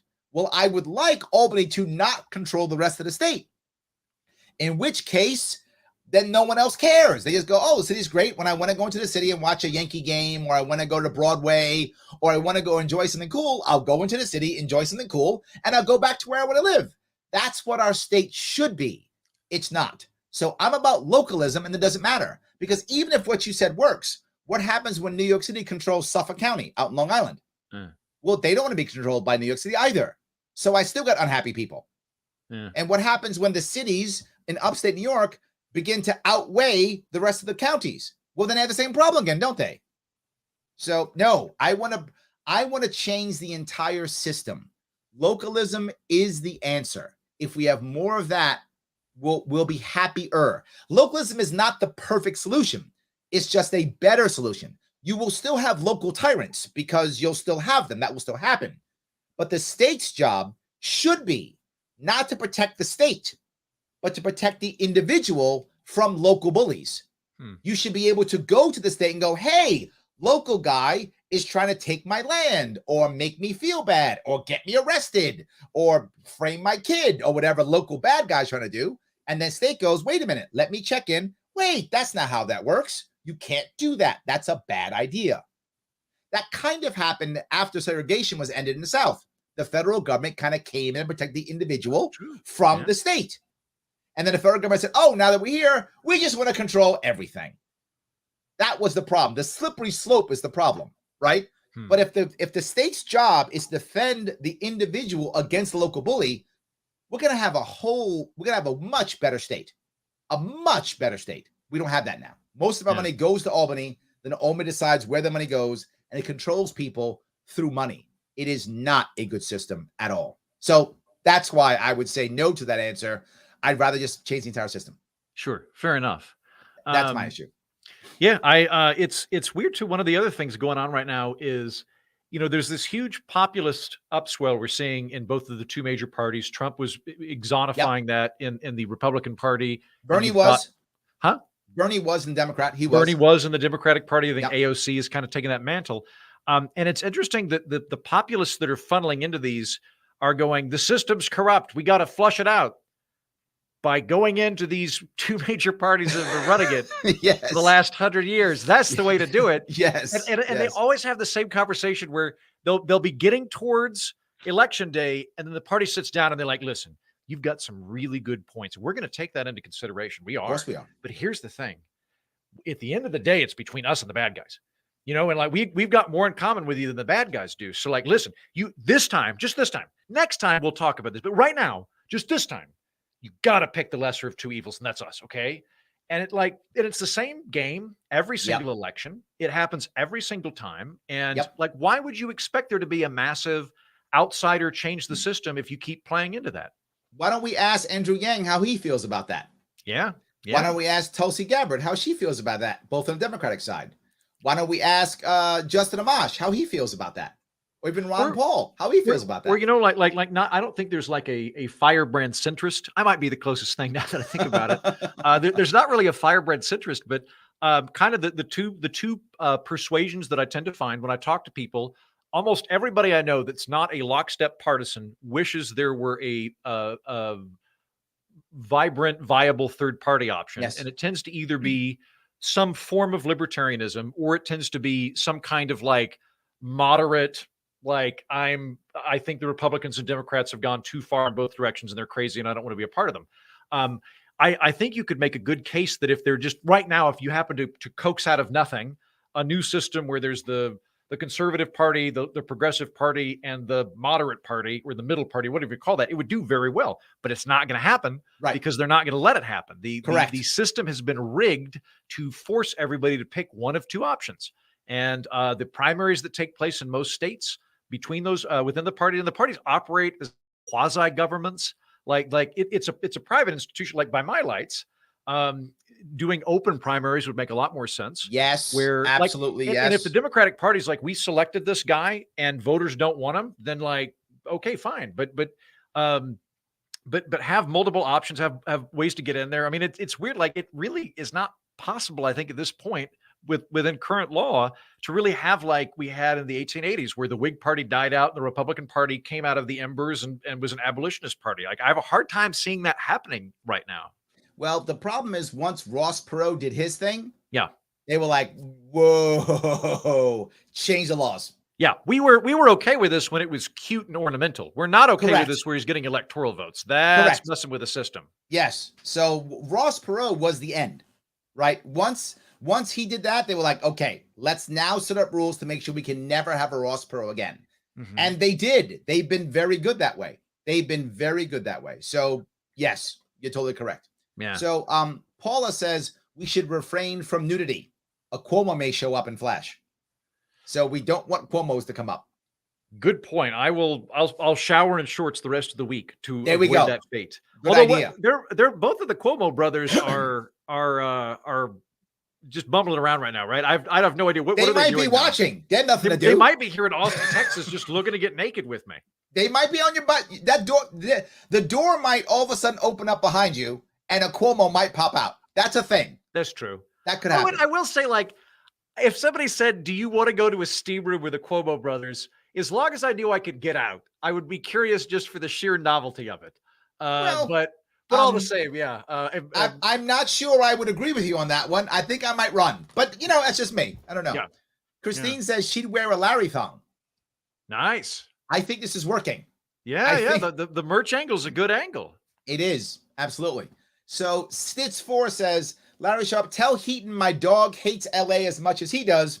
He shredded Heaton's book of poems. Ah, so your dog hates LA so much that the dog ruined a book because it talked about LA. I respect that dog. There we go. Yes. Did I tell you I got a dog, Larry? Hold on. No. Let's see. Hey, Wallace. There we go. There's the pooch. Hi, nice. Wallace. He's tired right now because we've been out in 100-degree heat. But yes. Wallace's new toy this week is a tire. He found a tire, and that is his new favorite toy because he has a lot of upper body strength and energy, and he'll just kind of like pull it across the yard. And I'm like, I don't know how dogs work. This sounds like a good deal to me. For a while, he was getting into my tools. Like he was chewing up my hammer. I got mad, then I thought about it, and I was like, how much do hammers cost? I think they're like $6. Like, this is actually cheaper than the crap I'm buying this dog. That's exactly right. The hammer. Take it. Give him the tire. Good. Yeah, exactly. Yes. Oh, good. Absolutely. You have another fan. Michael says, this is the guy that stars in PBS Libertarian. That's true. He's right. This is one of my occasional funny moments on Reason. We did that. We did James Bond, I think after Libertarian PBS, and then we recently did Red versus Blue Disney. So very nice. We're putting them out every maybe 3 months, but I finally managed to convince the Bragg brothers to come down here to Austin to visit me. So I'm hopeful that we can kind of start doing it more regularly. I got them to scope out the local studios and things, so hopefully we'll do more. So how are you liking Austin compared to Oklahoma? It's great. I really like it. The only complaint I have is that Austin is much, much, much hotter. Got it. So there's like 27, 28 seasons in Austin, and I'd say 19 of them are really hot. Got it. And so my plan is I've got this nice camper outside. I think I'm going to go camping in Colorado next week to avoid the heat. I like that. And then I plan to go to Scotland for 3 months come July. And I figure if I knock out 3 months a year, I think I can live here. But I've been adapting reasonably well. But no, Austin's a super fun city. It's very social. It's very creative. There's lots of good food. It's a lot more human paced from my perspective than when I lived in New York. I think to live in New York City proper, you need to be super hot, super successful, or super young. Larry's all those things, but I'm only 1.5 of those things. So for me, I eventually kind of tapped out, and Austin seems like a good fit. I like that. Well, look, Andrew, I want to say thank you so much for coming on. I appreciate the time, and people loved you, which is awesome. If you want to follow him, please follow Mighty Heaton. He is mighty indeed. Mighty Heaton on Twitter. You can see the things he's written, the books he's written, his podcasts, all types of cool things he's doing. You can go check out his old stuff on YouTube, which isn't that old, but there is some stuff that's old and funny. He's funny on that. He's true. It's true. Some of you guys remember that. So please do that. It does matter. Help him out to help me out. We're trying to move forward. Again, this is a coalition of people getting together, trying to make some change. Andrew, thank you so much for coming. I really appreciate it. My pleasure. Bye, Larry. Have a good one. Yes, that was the Mighty Heaton, the one and the only. So I'm very happy that some of you remember him and have seen him in the things that he's done. Again, why am I doing this? To show you this is more than just me. I'm asking you in this Larry-thon to support me in this Larry-thon. If you can give, now's the time to give, right? These are more people seeing what we're doing, talking about what we're talking about, making moves throughout the country, making stuff happen that matters for us. As you've heard me say 1,000 times, and I'll keep saying, what happens in New York State is going to come to your state. This is the battleground right here. More importantly, who else is out there talking about policy? Who else is out there making coalitions? Who else is getting mainstream people to hear us and to make us feel like we've got some success? Who else is white pilling people? It's us, this movement right here. It's important. If it matters to you, then one of two things. I'm asking you to do it. One of two things. One, get out there and like and comment and share. And do it again. Click a like button. Click a dislike button. I don't care. Put a star. Do something. Click something. Put a comment in. Share this in other groups that you know. Share this and go on Twitter and share this into other people's stuff. Share it. It does matter. They should be watching. It should matter. It does matter. It's how we get around the algorithms. It's important. If you can do that, please do that. And click that link. That's on YouTube. Click that link. That's on Facebook. Click that link and donate.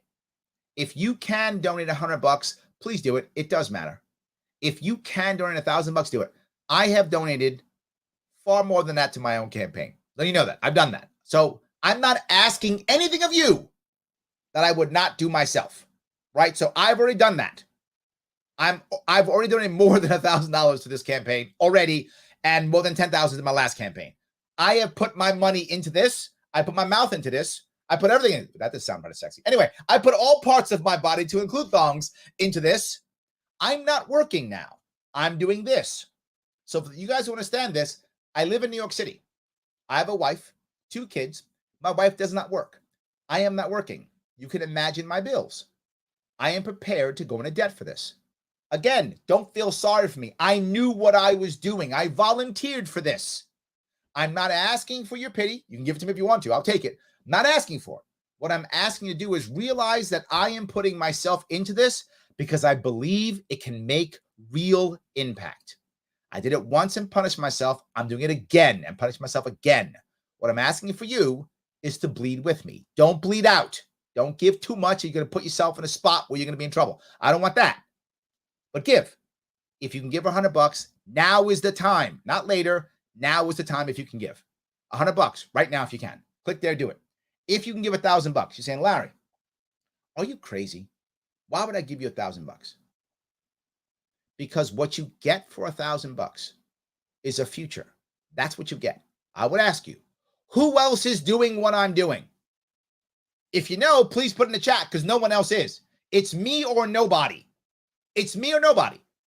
You can give $1,000 to some Republican and Democrats and do the same stuff they've been doing for the past 20 years. That's up to you. If you want to, you can.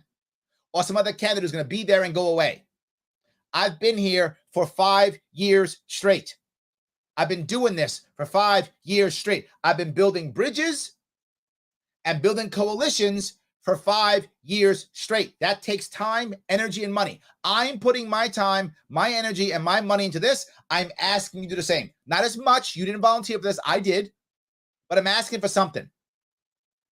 I cannot tell you a better place. If you care about this movement, if you care about a better place, what you have to see, and I know you see it, you see that everyone around us is becoming angrier and angrier and divvying up even more and more and more and hating each other even more and more and more and politicizing every single thing more and more, left versus right, and that's it.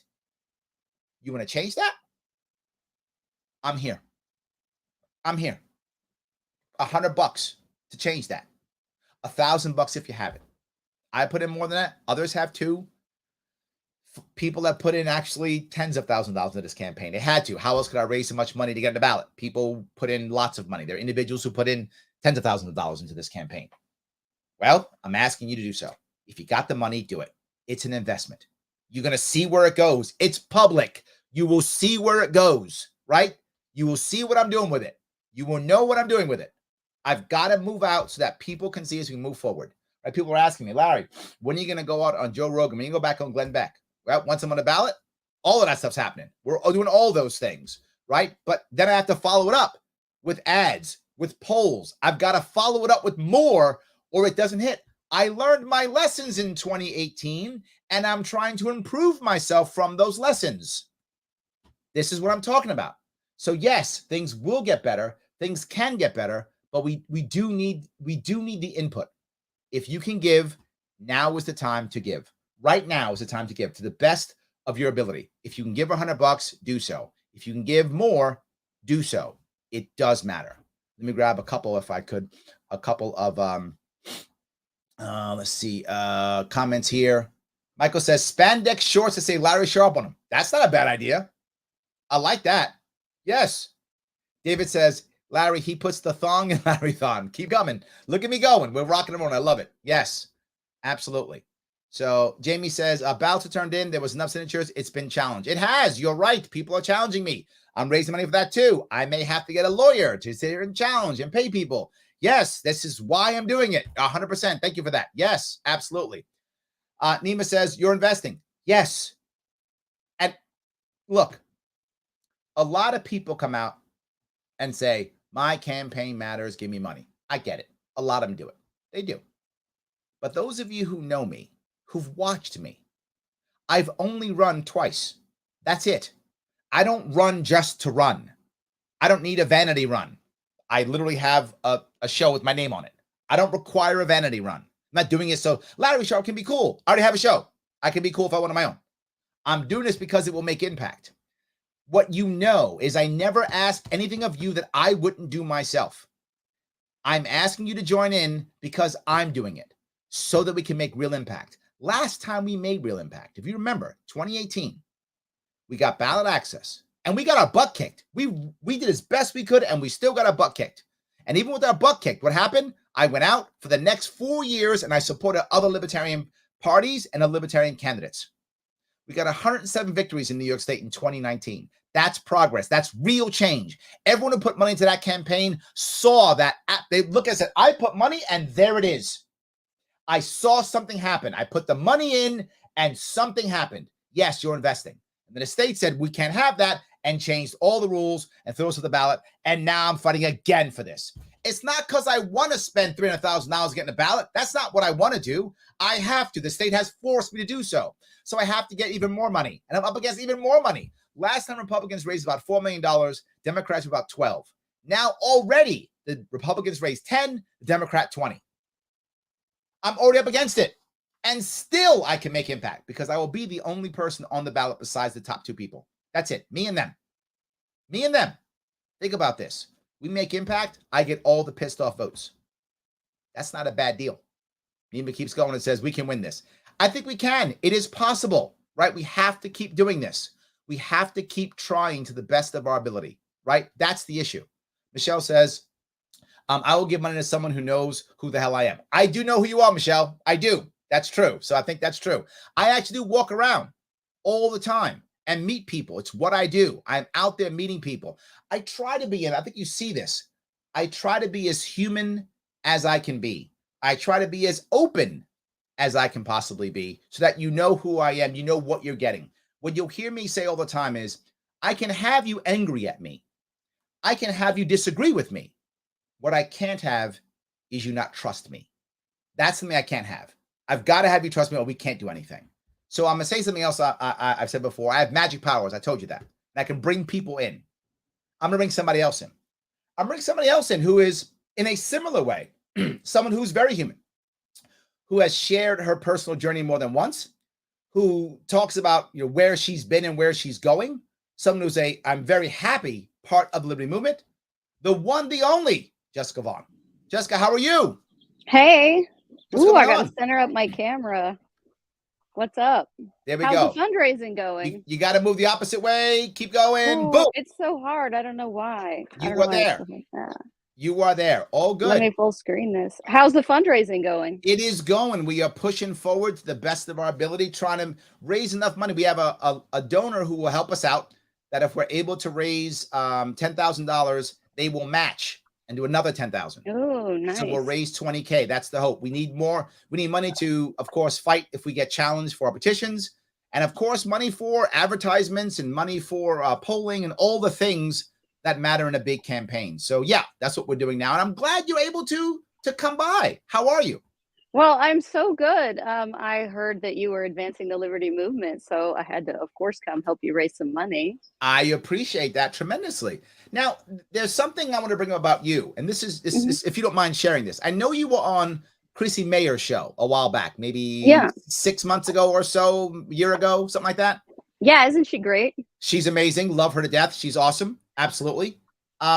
She when you were talking to her, she was asking you kind of about, how did you become more liberty minded, right? Or what you call yourself red pilled, right? How did you make that? You were more of a left leaning, you were more of a Democrat leaning person before, weren't you? Yes, I was a down ballot blue voter my entire life. Grew up in a conservative state, but always felt like the outlier. Moved to LA, have lived here the last 10, 11 years now. Just was always a loyal, 2008 Obama type of, like, when I entered in my first vote, Sure. Yeah. And then the shutdowns came and it took a big hit out of my savings. Months went by, and of course they're like, oh, of course this is just temporary, and it ended up not being temporary in any kind of way. So that was my red pill initiation, I suppose. And then what happens from there is, of course, you just go down, I hate to call it a rabbit hole, but like you learn about these things and reason, you're listening to new voices because you're just trying to decode what's going on, what are they doing, how can I keep my business going if this is going to be the quote new normal, as Gavin Newsom called it. So at that point, right, so you start seeing, wait a minute, what these people are saying isn't what's actually happening. right? What these people are saying isn't what is supposed to be happening. But then how do you move towards liberty versus just going, well, now I'm going to become a Republican and that's it. But you're a liberty Republican. Yeah. Right? I mean, you're not just well, now I think Dick Cheney's awesome. That's not you. Right. Well, just working in entertainment and, being a model, and there's a lot of conservative attitudes toward that type of thing, that you're just the problem with society. That's the attitude that I grew up with was, girls in Playboy are the problem because of this, or that. And of course, there's no undoing any of what's been done, and my identity is what it is, and my past is what it is.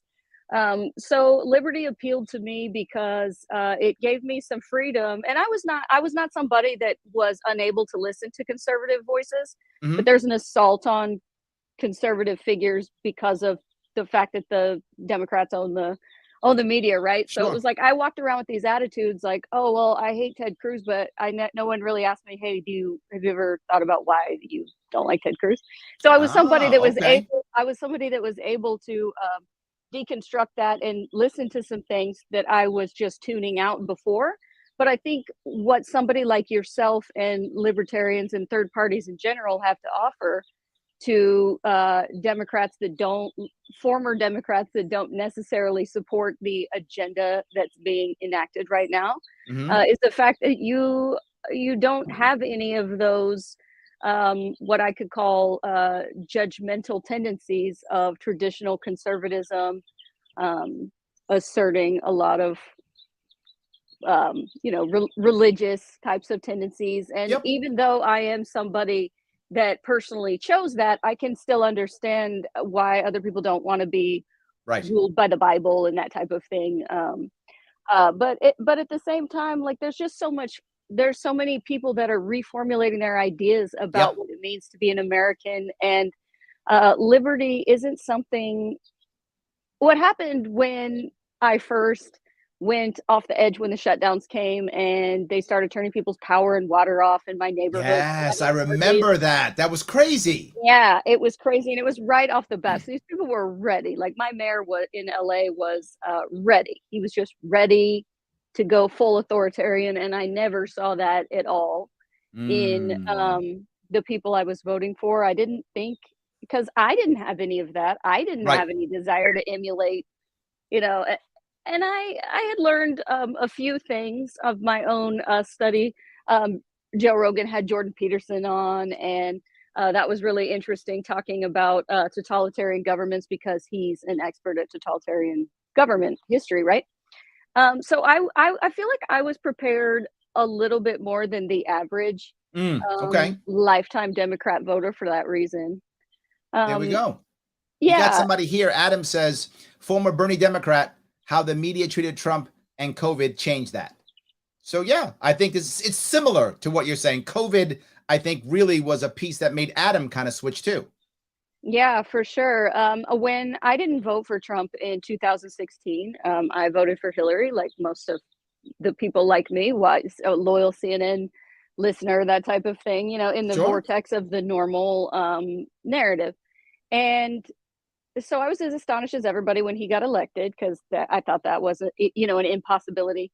But then I think a lot of people after did. the shutdowns, yes, but I ended up voting for Trump in 2016. I didn't even know. You mean 2020?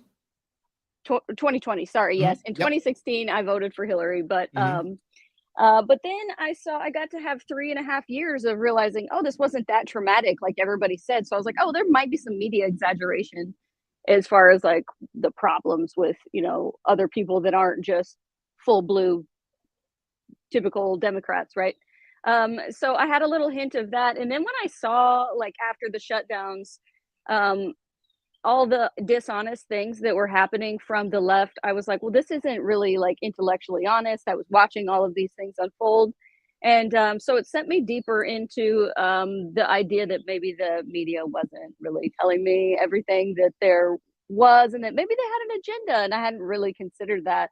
But you went down one more hole, though, right? You have become you've become someone who's like all about Bitcoin and crypto, and And I didn't see that coming, right? I didn't see how does someone go there now? How did you get to that point? And libertarians love cryptocurrency, right? That's like our thing. Yes. So, yes. Well, I bought Bitcoin as more as a non-violent political, because I watched all the money printing, right, from the Federal Reserve, and what I watched as and translated as a sort of economic protections from the way that the free market works.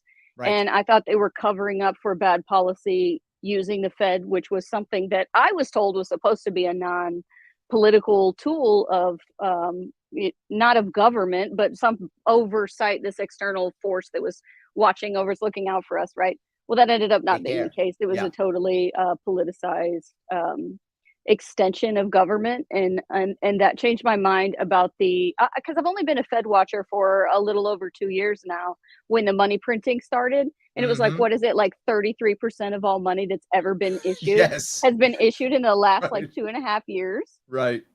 Okay, well, you're flooding the money supply. What does that mean? So then I go down that rabbit hole, and then of course, you hit the libertarians are very end Fed type people, and so but it was buying Bitcoin as a nonviolent political signal about my. I like that. The fact that so like what really hit me about why I needed to buy Bitcoin was money seemed so. I didn't know anything about money. It was just you're born into the system and you're like, most people don't. Government money, right? Yeah. Well, it was only from Bitcoin introducing me to some ideas that really made me understand how broken our financial system really is. Yes, absolutely. Yeah. Pete, of course, yells "and the Fed," which is what we always say. Yeah. Right. Woo, and the absolutely. Fed. Yes. Well, we can, we can defund the system, and we can do that by buying Bitcoin. And I think we're going to enter into a recession where all global assets are going to come down. I don't want to use the C word, crash, but I think all global assets are going to go down. That's what recessions are. And on the other side of recession, I think we'll see more nations adopt Bitcoin, which will send the price of Bitcoin much higher. So I'm looking forward to that. So you're still bullish on Bitcoin? Oh, absolutely. There we go. But I was somebody that bought it. I bought Bitcoin because I was so upset at the idea that people on fixed incomes, when you print 33% of the money supply, that you are diluting down the buying power of what these people, that they have no ability. These are retired people. These are, fixed income for whatever reason. They can't compete with, they're not getting raises. So how can you do that by you printing all this money? It was just the wrong. So I decided when I got my free government check, I was like, okay, well, obviously I have to buy Bitcoin to help these people because I like that. So for me, it's like my initial investment wasn't, I don't have more in Bitcoin than I can afford to lose, which is obviously what you should responsibly be doing, because I watch people sweat numbers. It's like, why are you sweating numbers? Because for me, Bitcoin was something that ethically I just wanted to do. Yeah. From a moral standpoint. Yeah. So because the money's bought so Bitcoin, broken. I don't know, 4 years, 3 years, whatever it was, when it was first starting to go up the first time, when it was first starting to go up is when I bought. And I don't even know how much I have anymore. I just keep it. I'm not going to sell it now. I'm going to see what happens. Hodl. Again, I don't, that's correct. That's right. Correct. Yes. That's all I'm doing. And we'll see what happens. So I think Luis comes from LA. He says, this LA mayor is a piece of work trying to cut out people's lights. He would ruin refrigerated diabetic medicine. Oh, I didn't even thought of that. Yeah, he's right. Oh, yeah. Yeah. Well, and they just wanted to, assert their authority. And, I was somebody at the beginning, I had no pressing desire to go party when all this broke out. I stayed home just like everybody else, here. There wasn't anything to go do, I guess, But then when I saw them go that far, so it's not that I was in favor or annoyed by other people partying in the neighborhood. I was just like, well, that's probably not so smart. But my beliefs as an American is, well, we wouldn't do that. What they do inside their home has nothing to do with us. Right. That's a quite liberal value, is, people's bedrooms is their business, and what they're doing inside their house. If they don't have somebody chained to the wall, then we're pretty much leaving them alone inside the interior of their own home. And for me, turning off the water and power because people were, gathering, was definitely the state just stunting its ability to do that to us. And that was a real wake up. I remember in New York, they were saying, you know, you can only have 10 people over or 5 people over Yeah. for a party or something. I mean, is the sheriff going to come knock on your door? Let me count heads. Is that going to happen? I mean, just that entire idea is just dumb. It's terrible. Well, and it sent me down, you know, that imaginary seeing this through. And it's like, well, I could see them stopping cars and being like, why are you going, you know, this place or that place? And, you know, there was some, you're New Yorker, so maybe you can remember these details. There was some governor in some other state of somewhere where New Yorkers would go, Rhode Island, some other state, where they were pulling people over and asking them why. I mean, and all of this was happening, and I was raising all these questions, and I wasn't even able to work at the time, so I got to really just like listen to lots of theories and read lots of books, and it just opened my mind to what's broken about the money specifically. So that was my big funnel into liberty, was Bitcoin. It's funny that so many people have gone down that road, right? Kenny says, I just want to live my life how I see fit and make money without government overreach and regulation. Is that hard to ask for? I mean, come on, we're banning body armor and aftermarket car exhaust, for God's sake. Yeah, I mean, yes, I think sadly, it kind of is too much to ask for, Kenny, because we've walked down that horrible slope. Well, there's either central planning or there's not. And so once you begin down that road, like, how do you free the once known as free market? You know, it's not free anymore. Yes. And the problem is, you know, this is what I remember someone telling me once. They said, Larry, we can't have free market healthcare. We already had it with Obamacare and it didn't work. Yeah, and that wasn't a free market. Not at all. Because they called it the marketplace, the average person actually believed that Obamacare was the free market.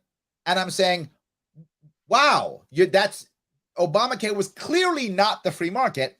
And people believed it, though, because he called it the marketplace. Oh, see? Well, I mean, and that's, of course, the media slants and all of that. And like, I went through the period of time where I was just my pride couldn't take the fact that I was repeating talking points that were incorrect.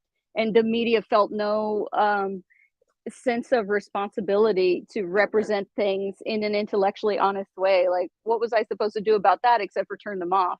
So that's what I did. Yeah, so, but there's a lot of people. I mean, I was a college graduate. Like, I am a college graduate, but I mean, I was 10 years post removed from the from government school, college graduate. Like, if I didn't understand these things, how are other people? Like, I didn't even understand anything about what the liberty movement was about. Right.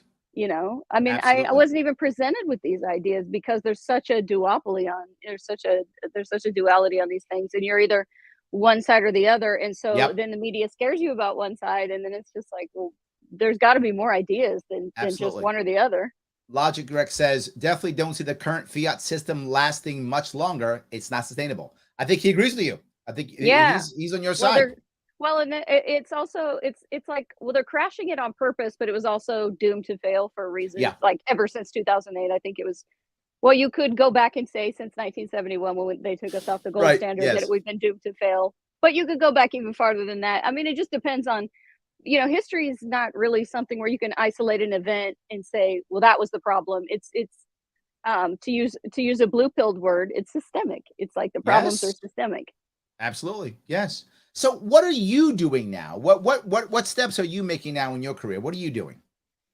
Well, I bought Bitcoin, fell into the Bitcoin rabbit hole, not to keep using that word, but no, I like it. It's good. It's so interesting how there's so many ideas, but you have to sort of set out and then they find you, right? Yes. So I do a lot of Bitcoin messaging, I suppose, and I'm learning at the same time. But I shifted I was just somebody that made pretty pictures, right? That was my career, and then I picked up photography right before the closures. Was doing combat sports media, trying to do like shoot pictures of like boxing and combat sports, that type of MMA, that type of thing. So when that all came to a freezing standstill, when the shutdowns came, I sort of pivoted and went to the Bitcoin liberty movement. So now that's really my primary concern. So are you spending more time? Are you spending more time in front of the camera or behind the camera now? I would say that it's like 75% in front of the camera. But no, I still shoot models, that type of thing. Still shoot some combat sports when I can. Yeah. Well, I'm gonna shoot some pro wrestlers in Tijuana next weekend, so that'll be fun. Oh, I like that. That's great. I love that. Yeah. So if people want to follow you, is the best way to follow you just on Twitter? Is that the best way? That is the greatest way to find me. Yes, for there sure. we go. That's her right there, Jessica Vaughn. You can see it right there. Click on Twitter right there. If you want to click on that, that is a great way of following what she's doing. I'm very happy that we met and that you came on. I appreciate it tremendously. We are trying very hard to show the world that we're building a coalition of people from all around. I believe in your vision, and I like your ideas about New York and trying to win over New York Democrats is something that I really relate to, because a lot of people have a hard time seeing the distance between the two things. But because that's what happened to me, I believe in your outreach and your vision. So I know that you can make New York a better place. I appreciate that so much. Jessica, thank you so much for coming. I really appreciate it. Thank you. Have a good one, guys. Bye. Bye-bye. So, yes, that was the one, the only Jessica Vaughn. If you please follow her on Twitter, see what she's doing, check out all her cool stuff. And if you want to start following her and also, of course, clicking on her stuff, seeing what she's doing with Bitcoin, that is great stuff for you to do. So, again, why do I bring on so many people tonight? Why am I spending the time doing this?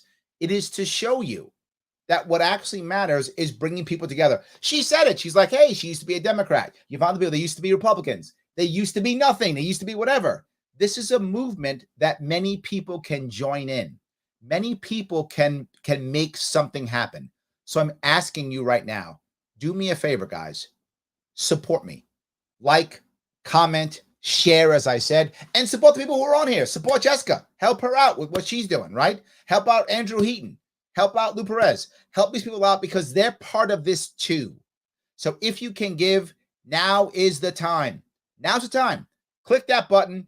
Give $100 if you have it. If you got less, that's good too. Whatever we can do, we've got to keep moving this forward. That's the whole point. And I'll say it again. If you're in a spot where you can give $500, where you can give $1,000, you should. You should. I'm not ashamed to tell you. You should. I've given more than that. Other people give more than that. I gave way more than that last time. And I'm still not working. So you can bleed a bit if you can. It does matter. I hope you see there is no one else right now doing what I'm doing. Do you want to be part of this? Jump on board. Liking, commenting, sharing does matter, as you've seen me say 1,000 times. And of course, giving does matter tremendously. This is what we're talking about, giving to the best of your ability. It really does matter. If you can do it, now is the time that we should do it. So let me grab a couple more of these here. David says, you persuaded me to rethink my Democrat affiliation. You don't know how much I love hearing that. Why? Because most New Yorkers are Democrats. Again, 3-1 across the state, 6-1 in New York City. We have to be able to get people from the left and the right to realize we are the answer. And look, some people get mad and say, Larry, you don't always, ask people to become libertarians. It's true. I don't. I don't always ask people to do that. I want you all to become libertarians. Of course I do. But I will accept it if you stay Republican or stay Democrat, but vote libertarian when you have a good libertarian in front of you. What I want is your votes, because your votes will matter. Of course, I want you to sign up and be libertarian. I get it. That's what I want. But your votes matter more than anything, because here's the reality. The establishment decides how valuable we are by the amount of votes that we get, number one, and number two, by the amount of money that we raise. Those are the two ways that they judge us as real. If we just have good ideas, they don't care. I've had good ideas on my website for 5 years. Not one politician, not one candidate, not one elected official has taken any of my ideas. They don't care about my ideas. They'll care though, excuse me, they will care though, excuse me, when we get enough votes. When we get enough votes, then they will care. And enough just means enough to care. about making impact. 10, 15%. I want us to win. We don't have to win. We have to get 10, 15, 20%. Then they'll go, oh my God, this guy's real. We have to pay attention now. Now he'll be valid. That's what will matter. That's important. So yes, thank you, David. I love that so much. I really do. Thank you. Yes.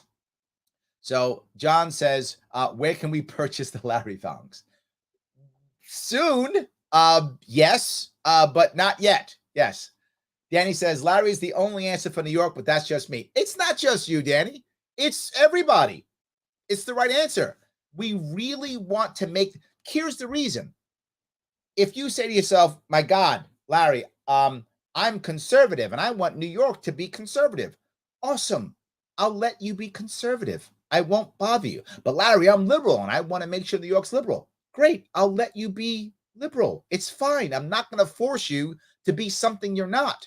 I'm going to support you in being you, whoever you want to be, being with whoever you want to be, acting how you want to act. I'm going to support that and make sure no one else bothers you, but I'm also going to make sure you don't bother anybody else, right? And that's all that matters. Literally, the Libertarian Party is the party of consent. And you would think in today's world that that would kind of be important. Consent, kind of important. We are literally the party of consent. That is so important. That is critically important. So thank you for that, Danny. So DJ Elf says, oh, wrong one. Hold on. I want to grab someone else. Chip says, I was Republican for over 55 years. You changed that. Thank you, Larry. Yes. Thank you. Yes. We're trying very much to do this. 100%. Thank you so much. David goes on and says, how you convince my teachers union, Democrats all the way wife to vote for you against the Cuomo-Malari blockade. That's huge. Thank you. Yes, absolutely. That's what I want to hear. You make, guys, if you're watching this and you're thinking that we're just talking trash and I'm just screaming and yelling at the into the void, I sometimes feel like I'm yelling into the void. I do feel that way sometimes. I'm not. People are getting it. People are jumping on board. Things are happening. It's critically important that we make this happen. 100%. Thank you. Danny says, Larry, booty shorts. That'll definitely sell. I got to do booty shorts now? You know, if I'm going to do the booty shorts, I might have to do the boots too. Just saying. I might have to do both. I don't know. Whatever it takes, Danny. We do what we got to do. Maybe I got to do that. Oh, Michelle's already on it. Michelle's like, leggings. Yeah, you guys can make, oh, look. All right, we got to see how this works here. I don't know what I'm committing to, but look, I am committed to making this happen. I want to make this happen. We have to do this. It's important. So I might be wearing booty shorts, I guess. Well, whatever. We'll do what we got to do. We got to support. So please donate if you can. Like, comment, and share. It does matter. Liberty Revolution says, after you win, what appointment to a board or committee are you looking forward to the most and why? This is a great question. One of the things I'm looking at is trying to end many of these boards and committees. There's a reason. Again, I'll talk about what matters and then what is perfect and not perfect, right? The board and committee current situation is terrible. It does not work well at all. Because for those who don't know, you have boards and committees that are, the members are selected and chosen by the governor and or by the Senate and the Assembly. And then they're put on the board and they can make decisions. Well, in theory, that might sound fair. And the goal is to, oh, it's fair. We're not involved. They're neutral. They're not neutral because they're selected and they're cronies of these people. And they're not accountable to anybody. That's the problem. So now you have a local place that says, hey, I want to come in and put windmills, or I want to put solar panels in these areas. And the local people say, well, wait a minute, we may want or not want them. So this board comes by and says, why don't you talk to us and say what you feel? And the people say what they feel. And if the people don't like it, the board goes, thank you for listening. We are still anyway just going to put this in anyway. Now, am I against putting windmills and or solar panels in any given area? I'm not. You as a local person should decide. Do you want them? Take them. You don't want them? Don't take them.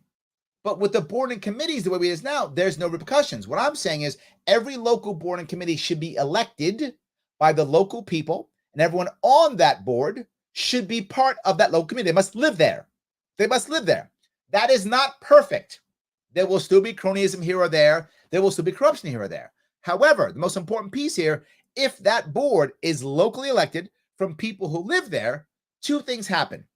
Number one, the people are accountable to local family and friends. They can be elected and removed because they did something that people don't like. And if they do something that people don't like, the local people can now petition the state to come protect them and be the arbiter of truth and to fix things, right? That doesn't happen now. Now the board comes from the state. There's no one to talk to. No one is accountable. Will my idea be perfect? No, there will still be problems. Is it better? Multiple times better. There is some accountability and some appeal process, which is what I want local people to have. I, as a governor, should not be deciding whether solar panels or windmills or whatever go into your community. You should be deciding if that's what you want. That's what should be happening, and it isn't. So my biggest issue is to end most of them, and anything that I put in with people who want to end them. That's the most important piece. I hope that makes sense. I hope I went a bit long, but I hope you get what I'm talking about. Localization is the critical piece. And when we make that work, you will see things change, right? That's when you'll see things change. We won't worry about, well, let's cut the state up. You'll be like, you know what? I get to decide what happens in my community, and that's what I want. Localism is critical. If you like what I'm saying, do me a favor. Donate. That's what I'm asking you to do. I'm asking you to donate. That is the answer. Now, I've used my magic powers several times. I'm going to use them again. I'm not done. You thought, well, Larry, you have magic cool powers. I do. And I'm going to keep using them. I'm going to bring in the one, the only, the man, the myth, the legend, not the fake one, but the real Spike Cohen. How are you, sir? I'm doing great, Larry. Thanks for having me, man. No, thanks for coming. I appreciate you showing up, particularly now that you're this heavy hitter that now Tucker Carlson is now talking about. You're some guy on the internet.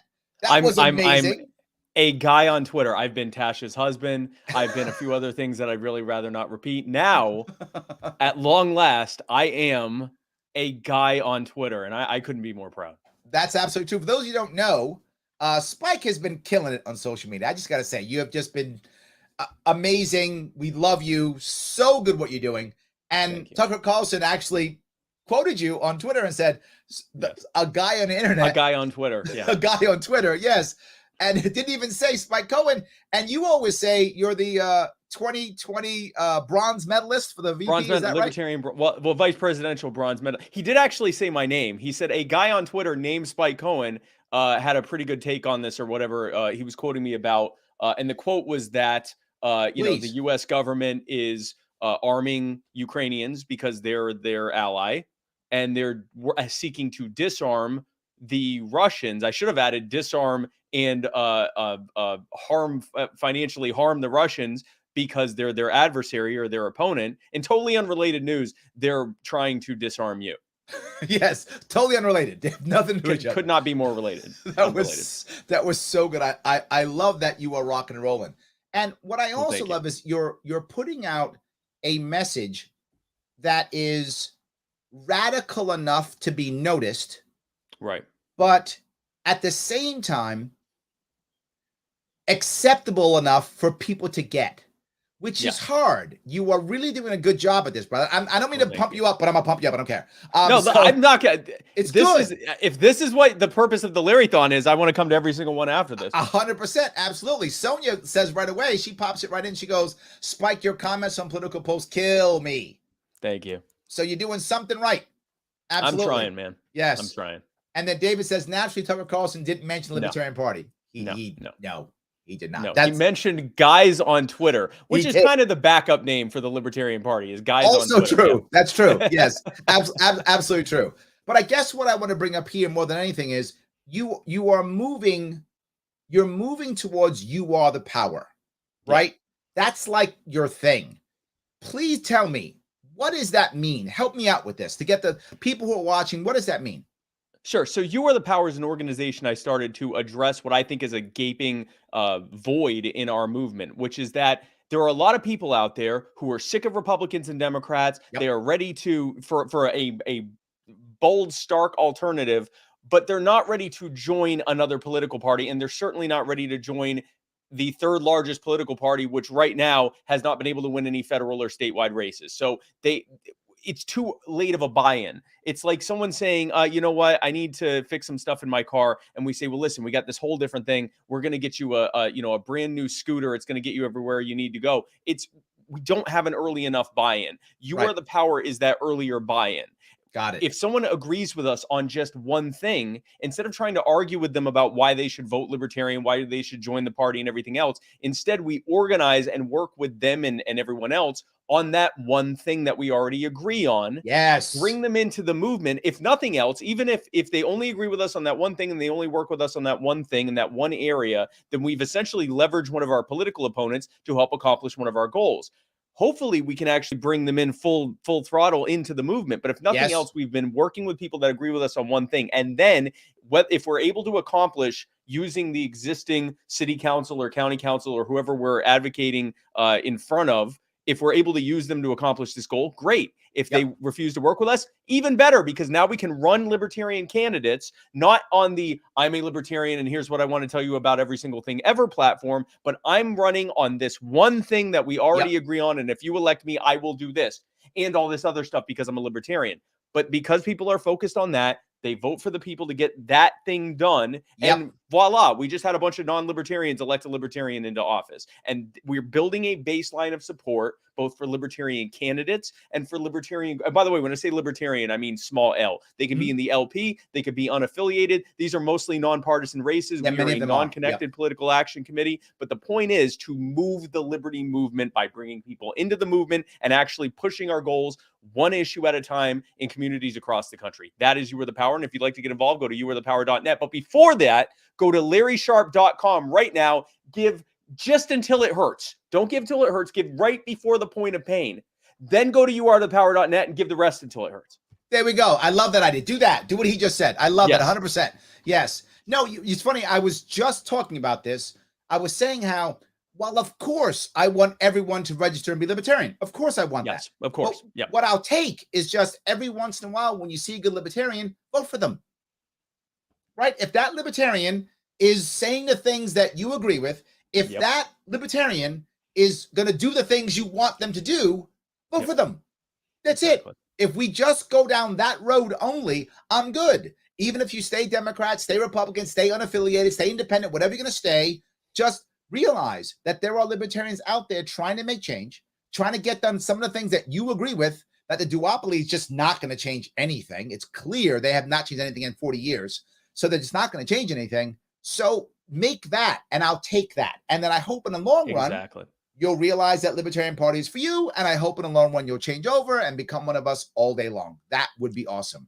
Exactly. And that movement growing has to happen outside of the party. The purpose of a political party is to run candidates, retain ballot access, make sure that everything is in place for candidates to bring their movement and their candidacy to be able to contest races and win races. Absolutely. You don't see the conservative movement is not doing their work inside of they're not doing their activism from within the Republican Party. They're putting their candidates in the Republican Party. The progressive movement isn't putting their candidates, isn't doing their activism within the Democratic Party. They're doing their activism and then bringing their candidates into the Democratic Party. We need to start doing the same thing. When you try to use the party as your tool of activism, it's like using a school bus as a battle tank. It is the right tool for the right thing. It is the wrong tool for what you're trying to use it for. And we could spend an hour into why that's not the right tool to use. The biggest one right now is we've seen there's some factionalism within the Libertarian Party. That's the nature of party politics. But that's the nature of party politics. It's always been that way. It's always going to be that way. What if instead, and hear me out, I know this sounds insane, but what if instead libertarians, after doing whatever party politics stuff they need to do, they went out into the rest of the world and did liberty their way and didn't worry about if another libertarian was doing it differently, because it's actually good if we're all doing it our different ways.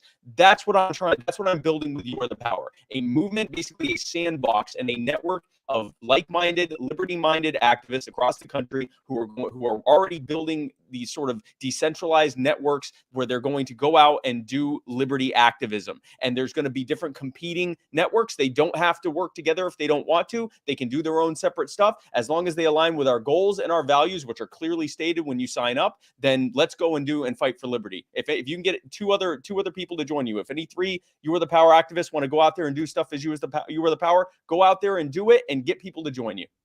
I agree. Yes, and yes, 100%. The issue that I think is critical, what you're saying is, I've gone to DSA meetings here in New York City. DSA, yep. Those who don't know what DSA is, the Democratic Socialists of America. Mm-hmm. They vote Democrat, right? Even though they think the Democratic Party is garbage. Yep. Because for them, they're socialist. They don't think the Democratic Party goes far enough. They think they're chumps. They think they're just kind of Republican-like. They want actual socialism, right? Right. So, but to your point, they put their candidates through the Democratic Party, but they do all their stuff outside of the party. It is something they do. I'm with you.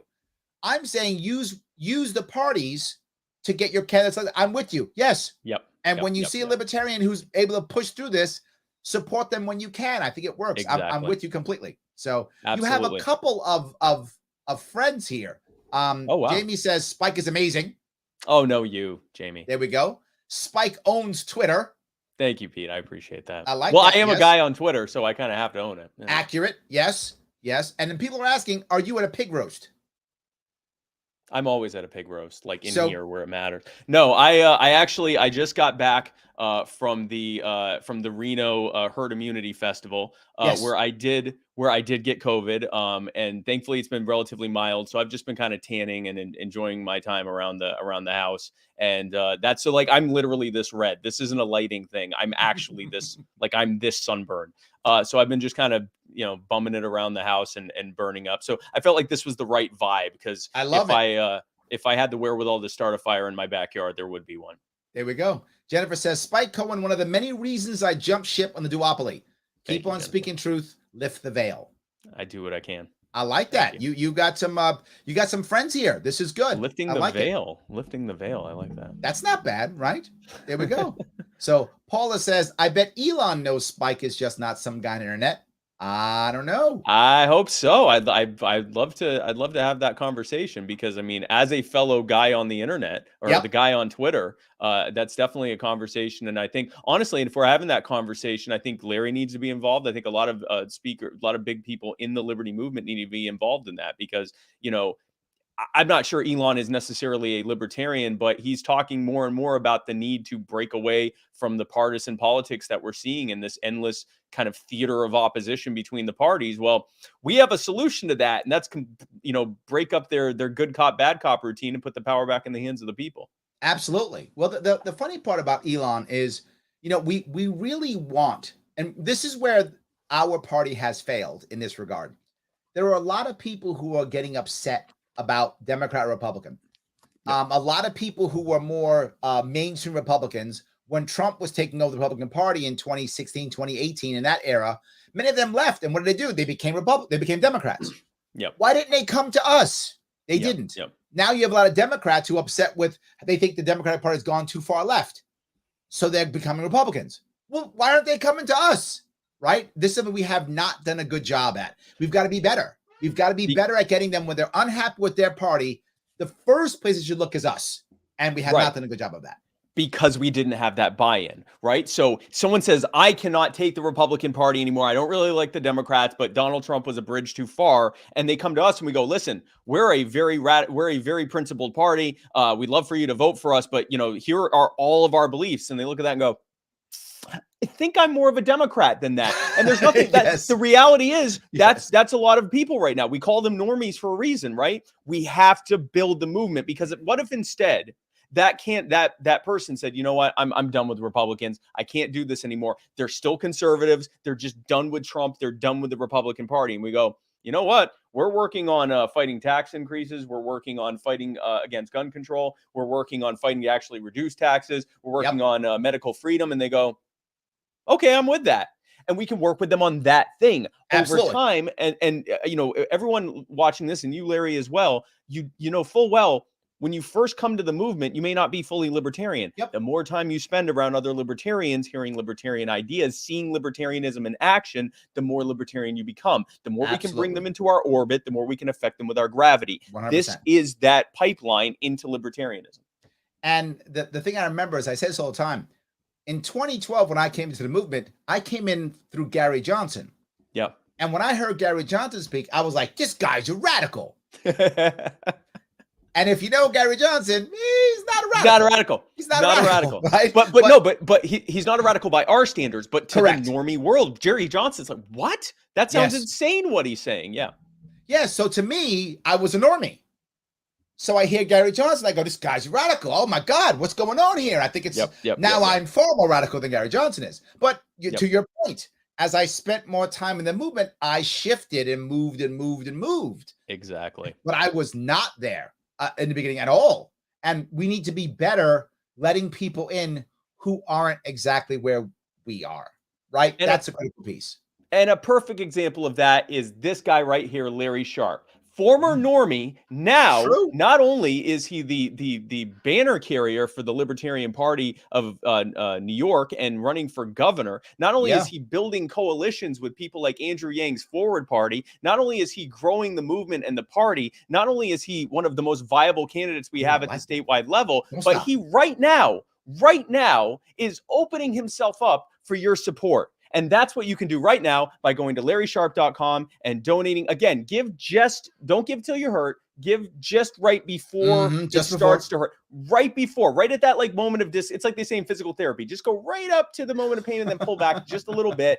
Then after you've given to that, go over to youarethepower.net, give till it hurts.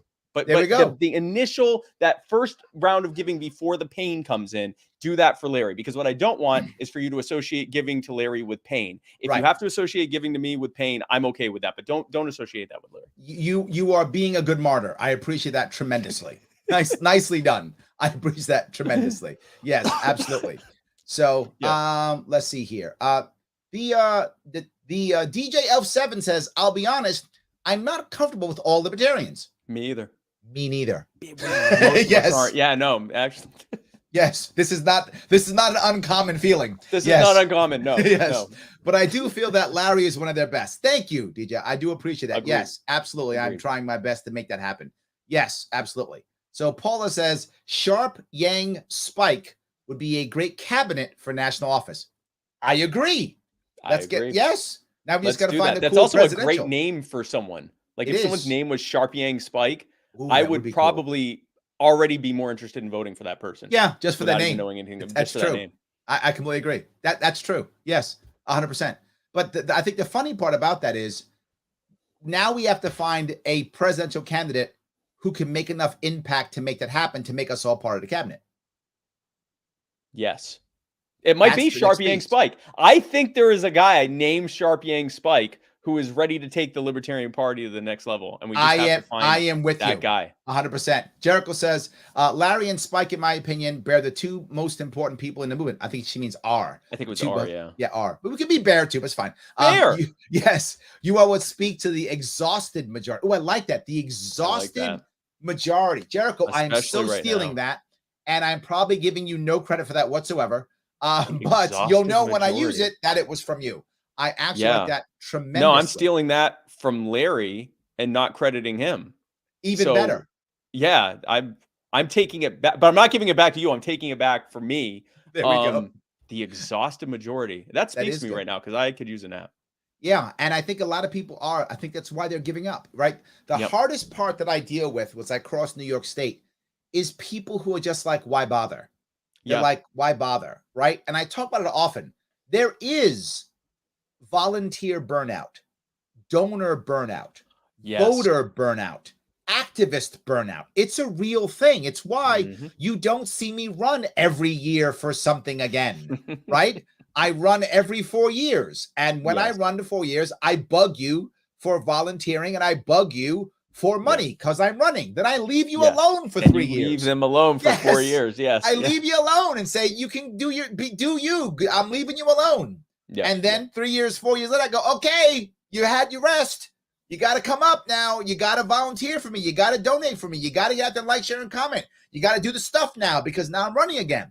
And I hope that people see that I'm only running when I can provide value, right? In my head, I'm a businessman. So I have to be able to give value to my customers.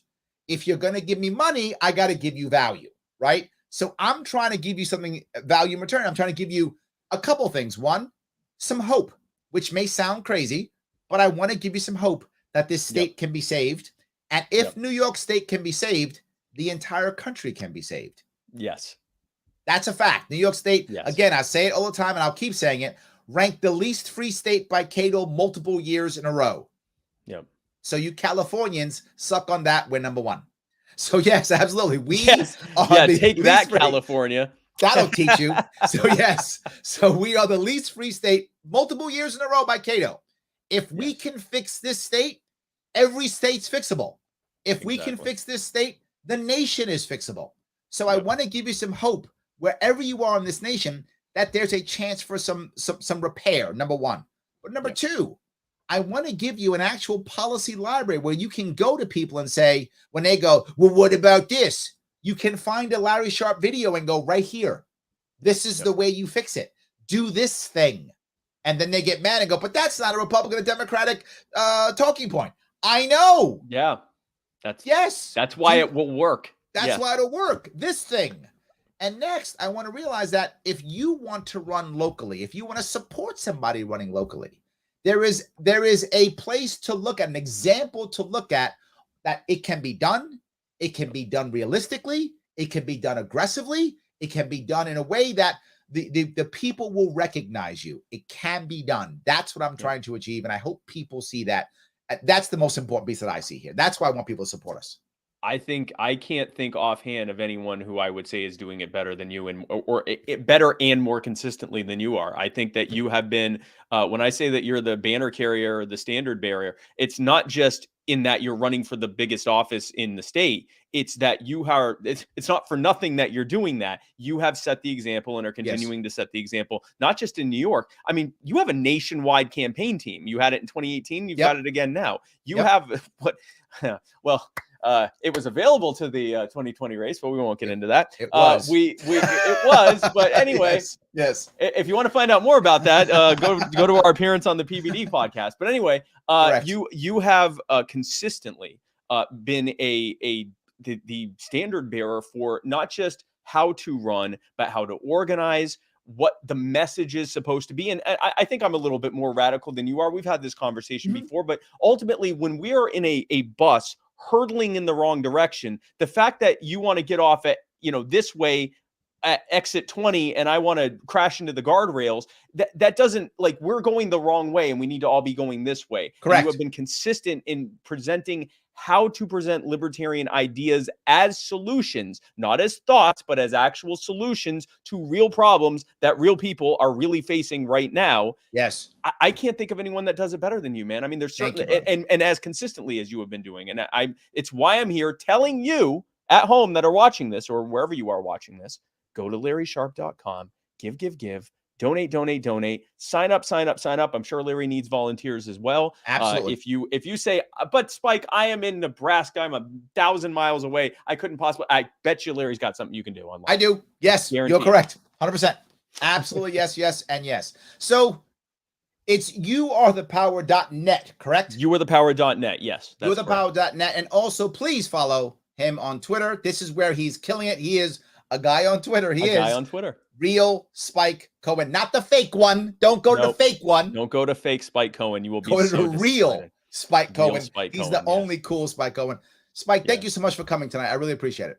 One of your top, if I recall correctly, I am one of your top 50 favorite libertarians named Spike. Am I still in the running there? Okay, good. You've actually moved up. Have I? Of all the people named Spike, and of all the libertarians named Spike, you're in my top 25. But I every single time. So guys, we're gonna break 10. We're gonna break 10 by the end of the year. Make Larry like Spike more. That's the hashtag. Yes. Put it out there. LarrySharpe.com. I love you, Larry. Everyone go support this guy right now. Thank you, my friend. So good seeing you. Thank you, man. Have a good one. So head over there and support him youarethepower.net, and of course on Twitter, The Real Spike Cohen. Yes, he was mentioned on regular TV. Crazy, right? I know, but it does happen. Why do I bring him on? Why do I bring that up? Because whether you like Sean Hannity, Tucker Carlson, whether you like Tucker Carlson or not, maybe you love him, maybe you hate him, maybe you don't care, maybe you don't know who he is, who cares? The point is, he's a mainstream media personality, and he literally had Spike Cohen. He mentioned Spike Cohen literally on his show. That's a big deal. We are becoming more and more mainstream. And you might go, Larry, do we really want to be mainstream? Yeah, because people who watch mainstream media, they vote. And we need extra votes. That's what we need. Extra votes. That's what we want. I want more and more people who are going to vote for us, because if we vote more, if they vote more for us, they will take us as more seriously, and we can actually make change. That's the issue. We can actually make some change. That's what I really want. That is driving me crazy. I feel sometimes like I am screaming, right, into the void. But when I see what's happening now, I realize that I'm not. So let me grab a couple more of these if I could. DJ Elf 7 says, a lot of classic criticisms of libertarians are not applicable to Larry Sharpe. Thank you, my friend. I appreciate that. Yes, absolutely. Yes. So let me see if I can grab a couple more of these. Paula says, true, we are exhausted and exasperated. You know, this is a thing that I talk about all the time, right? It is a big issue, right? That people feel like there is just, it's too much. How much can I handle? What else can I do? I've been trying. I voted for Democrats, it didn't work. I voted for Republicans, didn't work. I didn't vote, it didn't work. No matter what, it doesn't work. I hear you. And I voted for Larry Sharpe, and the world didn't change overnight. It's true, it didn't. But we did move forward, and we can do more. We can do more. That's why I'm asking more of you. Absolutely. Tom says, the two people of liberty that have influenced me the most right here. Thank you, Tom. I appreciate that completely. Jessica, you're still watching. Thank you. So awesome. Jessica says, Spike always clarifies the vision and path forward. Yes. Quite the asset to the liberty movement. Without question, yes, he is killing it. And Luis agrees completely. Absolutely. Danny says, tired but nowhere near giving up. You know, I'm going to be very forward with you guys. Danny, sometimes I want to. I'm just human. And sometimes I think, why? Oh my God, why? But basically, after one night of rethinking it, I get back in action again.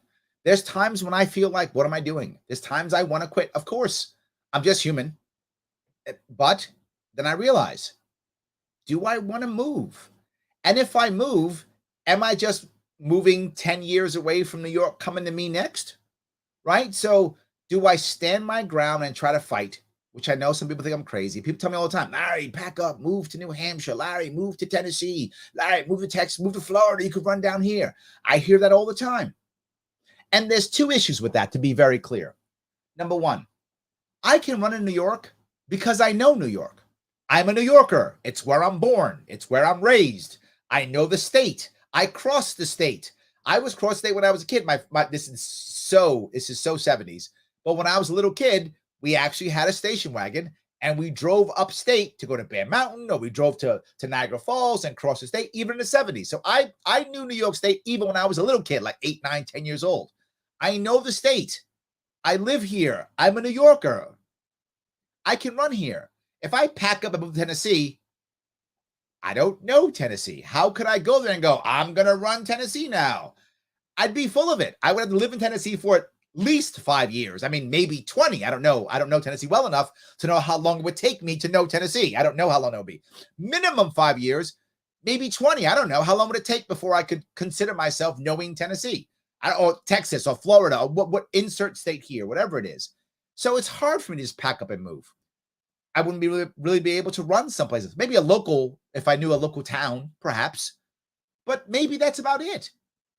And not just that, I'm a New Yorker. I don't want to have to move. I feel like I'm being bullied out of my state, if that makes any sense, right? I feel like I'm being bullied out of my home. I don't like it. But I understand why people leave, right? You know, Lou Perez left. I get it. A lot of people leave. They get too much. They get exhausted. And they go, I'm done. And they pack up and they leave. I'm trying to not be that person. I'm trying to be the person that can stay and fight, because here's the next thing. Let's say I do pack up and move to Georgia, Tennessee, Florida, whatever, Wyoming, wherever I go. How much time before whatever happens in New York comes to me? 5 years? 10 years? 20? Do I then run for governor then 20 years later and go, I told you guys, you brought New York here. I got to stop it again. Is that what happens? I don't know. I am torn. But I get it. Absolutely. So yes.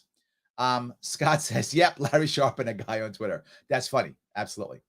Kenny says, lately, New York State Republicans burn me out more than Democrats do. And I'm a registered Republican. I'll never vote Libertarian after you. I'll never not vote Libertarian after you last ran in 2018. Thank you, my friend. And you know what? I'm going to be very forward about this. Because we're in New York State and it's run by Democrats, Republicans are in a very tough spot. I'm not excusing, to be forward, Kenny, I'm not excusing them.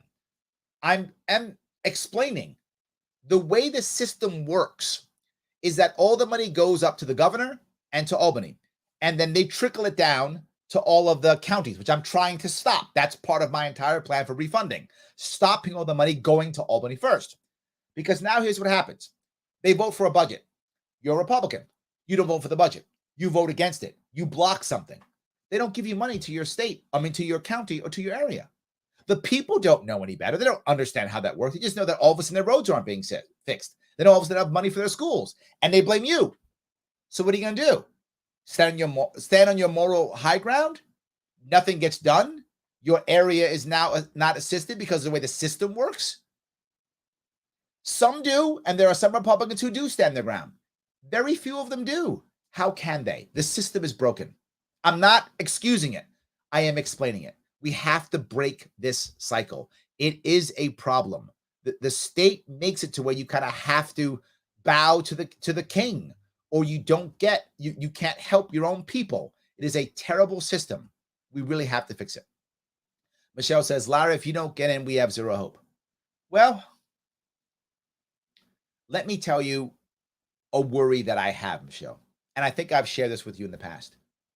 I feel like the window for change is closing. I really do. And I think they know it also. It's one of the reasons why they've made it so hard to get in the ballot. They know if they close the window now, it's done. And if you live in New York, it's done for good. They're never going to change the ballot access laws to make it easier ever again. And the reason, for those who don't know, is because they're now paying for all the elections. As of next year, New York State is going to use taxpayer money to pay literally millions of dollars.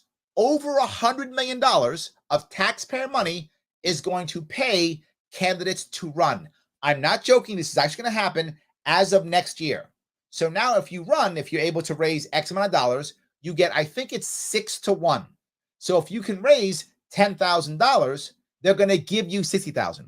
If you raise $100,000, they give you $600,000. I'm not joking. If you're a gubernatorial candidate, if you raise $500,000, they give you $3 million. Yes. So they don't want anyone getting it except Republicans and Democrats. What will that do? It will have a whole bunch of people run because it's a massive grift. As long as you're running and you're in the Democratic primary and you raise X amount of money, you get $3 million to pay all of your people, to pay all of your consultants, to pay yourself. It's a big grift. That's what they want. But if libertarians or forward people or green, whoever else is in, well, then they got to get that money too. You give me $3 million to run, I'm the next governor. I'm struggling to get $500,000. I'm out here bugging you to give me cash. The state gives me $3 million, I'm the next governor. There's no way they beat me on this one. No way they beat me if they give me $3 million. I think they know that. I think they get that completely. Just saying, it seems like a done deal for me. But yeah, I do feel that it's closing. It's closing worse for New York. In some states like Pennsylvania, where it's a bit more of a mix, where you can go left or right, it can happen. Not in New York. New York, this is going to become a single-party democracy. Republicans already are a joke in our state 3-1. This happens after this year, and we're paying for stuff. Republicans are going to be a joke. Why bother even voting Republican? Just pack up and leave. And Republicans are doing that. People who vote Republican or conservative are literally leaving our state in droves. they're walking away, which makes it even harder for any change. So I hear you, and a part of me sadly does agree. But I'm trying. I just don't want to stop. That's the issue. So Kenny says, even if he doesn't get in, it'll still shake things up. I agree. But I also feel good that you're standing for your principles, even if you know your candidate is going to win. Thank you. You can still hold you up high with dignity. This is what I say before, right? Don't blame me. I didn't vote for these people. Don't blame me. Absolutely. Flying Rich says, yo, LS, how are you, my friend? Good to see you. From Florida, thank you so much. I appreciate that. Yes, absolutely. Texas Gold says, Texas Gold is rooting for you and promoting you and other great libertarians as best we can. Your candidacy is critical for New York, and your win would benefit more than that state. Let me walk down that road. Why am I bugging you again for money again? I am. I'm asking you right now. Head on over, LarrySharpe.com/June, or click that link right there. Doesn't matter. Click the link. Head on over there. Give what you can give. If you can give $100 tonight, please give $100 tonight. If you can do it. If you can make it recurring, even better. If you can. If you can't, I get it. But if you can make it recurring, it's going to help tremendously. But one time is still good. If you can give $1,000, give $1,000. If I can get to $10,000 tonight, I am the donor who will match that. They'll match up to $10,000 tonight. So the more that we can put together, the more we match. What you're giving, if you give 100, you're giving 200. If you give 1,000, you're giving 2,000. That's the biggest piece if we can make that happen. That's what I want to make happen if we can. And you might go, Larry, why in the world? Why would I want to give $1,000? Why don't we give $100? Because you're investing. Because you're making things happen. Because you're seeing me here, and you've seen me here for 5 years. You've watched me change hearts and minds. I've helped you to change hearts and minds. You have seen this happen again and again and again, and it will keep happening again and again and again if we keep pushing forward. I'm bugging you because it matters. I am up against literally $10 million Republican, $20 million Democrat. I'm not going to raise $10 million. I know that. That's not going to happen. I don't need $10 million. I need enough money to get my name out to everyone. Already, my name is out. My name recognition is at least 25% across the state, if not more, which is massive for a third-party person, maybe even more. I already poll at 6% or more in all the polls that are being done so far. You've seen them. I've shown them to you. You can look at them. That's true. So I'm already on the move. If I get more people to see how that works, more people to see what I'm doing, where I'm going, oh my God, we explode. I am going to get back on all the cool shows again. Right? I'm going to go back on Joe Rogan, Glenn Beck, Tim Pool, all the cool. I'll be back on all the cool shows again. Now I'll be on the ballot. More people see me. More people move. But once I'm on those shows, I now have to advertise and then get more polling, because polling gets covered in the press. And once I start polling that I'm the difference between a Republican and Democrat, that's when the mainstream press picks me up. And when that happens, everything gets better. That's when all of a sudden now we're rocking and rolling. Everything gets better. That's why I'm bugging you. And again, you have seen me for 5 years trying to show you the way, trying to show you that I'm the person to move forward, and hoping that you will then also come with me, right, in the coming years. Some of you are going to jump on campaigns. Some of you are going to run yourself. Some of you are going to convince your friends and family members to run, to make change in your local communities. It matters tremendously. Lod says, Joe Rogan, how? Yes. Yes, for those who don't know, I was on before. I'll be on again, right? Of course, absolutely. That's going to happen. But again, I've got to push forward more than that, right? I've got to push that and then some, right? And then some. Absolutely, yes. Judith says, investing in Larry Sharpe for New York governor is investing in freedom for all. Oh, thank you. That is so awesome. I appreciate that. Yes, absolutely. Ken says, I didn't know all that about how the budget is distributed in the state. That's scary. It is, Ken, right? The problem is right now, so much money goes directly to Albany that locally, some of you may not know this. There are many reasons why you go to your local legislators and you complain and say, hey, fix these things. And they say, we can't do anything. They're right. There are things in New York State called unfunded mandates. What does that mean? The state tells the county, we're not giving you any money, but you must spend money on these things. It's the law. You must spend money on these things. And the state goes, but the county goes, well, I don't have enough money. Too bad. You must spend money on these things. So then the county does that. And then 90%, I'm not joking, 90 or 95% of the budget is sucked up. So how in the world can you fix your roads? How can you make your schools better? How can you do the things that matter at local level? You can't. How can you build a new bridge? You can't do it. What do you have to do? You have to beg the state for money. And that's the whole point. So you have to beg the state for money. So you say, state, will you please come in and fix this? State, will you please come in and fix this? Well, who's going to say yes to that? Some board or some committee. And every one of these boards or committee, the majority of people are selected by the governor. I'm not joking. That's why, if you heard earlier, someone asked me, well, what are you going to do when it comes to budget, to the boards and committees? Well, you put 3 of your cronies on that committee. What if you didn't vote for me? What if you voted against my thing? I tell my cronies, tell him no. Don't give him his bridge. Don't give him his roads. No. Yeah, you're screwed. So you have one option now. You know what that option is? Using law enforcement as a profit center. Why do you think all of a sudden the counties and the sheriffs and everything all of a sudden are out there, trying to find new ways to get you speeding tickets or whatever to write citations? They have to raise money to take care of the county. That's how New York State works. It shouldn't work that way. I want to change it. I'm the one who will tell you that. No one else tells you this, Ken. You don't know it because no one will tell you this. I cross the state. I meet politicians all the time. I meet candidates all the time. I meet local officials all the time. And they tell me these things. I know. I go to them and go, yeah, it sucks. I don't know what to do. I can't do anything about it. They can't, because the system's broken. Because the governor won't fix the system, and the system's set up for the governor to fix it all. If you notice in New York State, we rarely pass laws. When there's tragedy and they want to take guns, passing laws. But if it's not that, we rarely pass laws. We usually create committees or boards, or we pass budgets. That's it. So no one's responsible as they screw us all over. So yes, Ken, I'm not surprised you didn't know that at all. I'm not surprised whatsoever. Yes. So Kenny says New York elections are the biggest scam next to insurance companies and Big Pharma. I'm not fighting you. Yeah, I'm not fighting you. Absolutely. Yes. Jennifer says the fight for freedom didn't start on paper and it won't end on paper. Take action, live free. Yes, please take action. Totally correct. Absolutely. Yes. Paula says, wow, 6-1. Cuomo can cop a lot of fields with that much money. Man, what a scam. Yes, it's already being done in New York City. What do you do in New York City? If you raise X amount of money, the city gives you a bunch of money.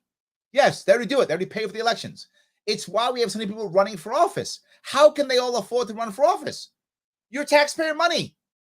How can they afford to give all these consultants all these positions? Taxpayer money. It is literally a political grifting class. I'm not exaggerating.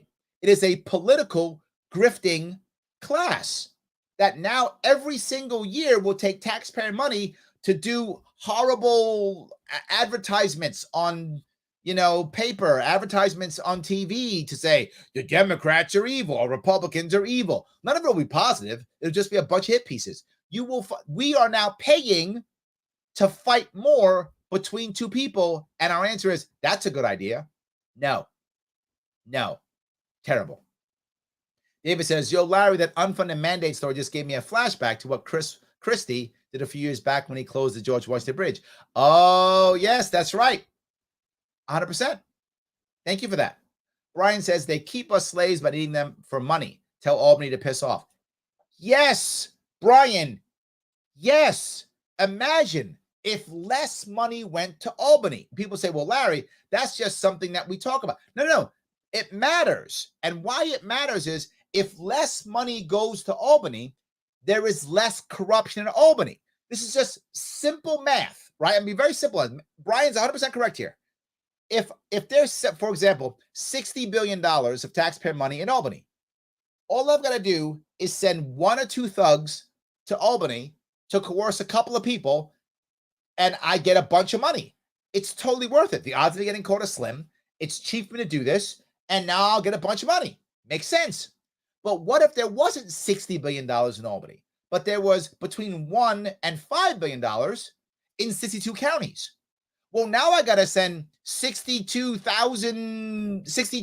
people to thugs to each county to get the money, and it's not $60 billion. It's not worth it.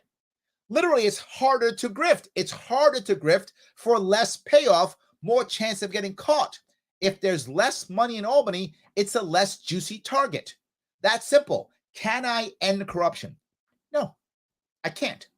But can I instead lessen it? 100% I can. Yes.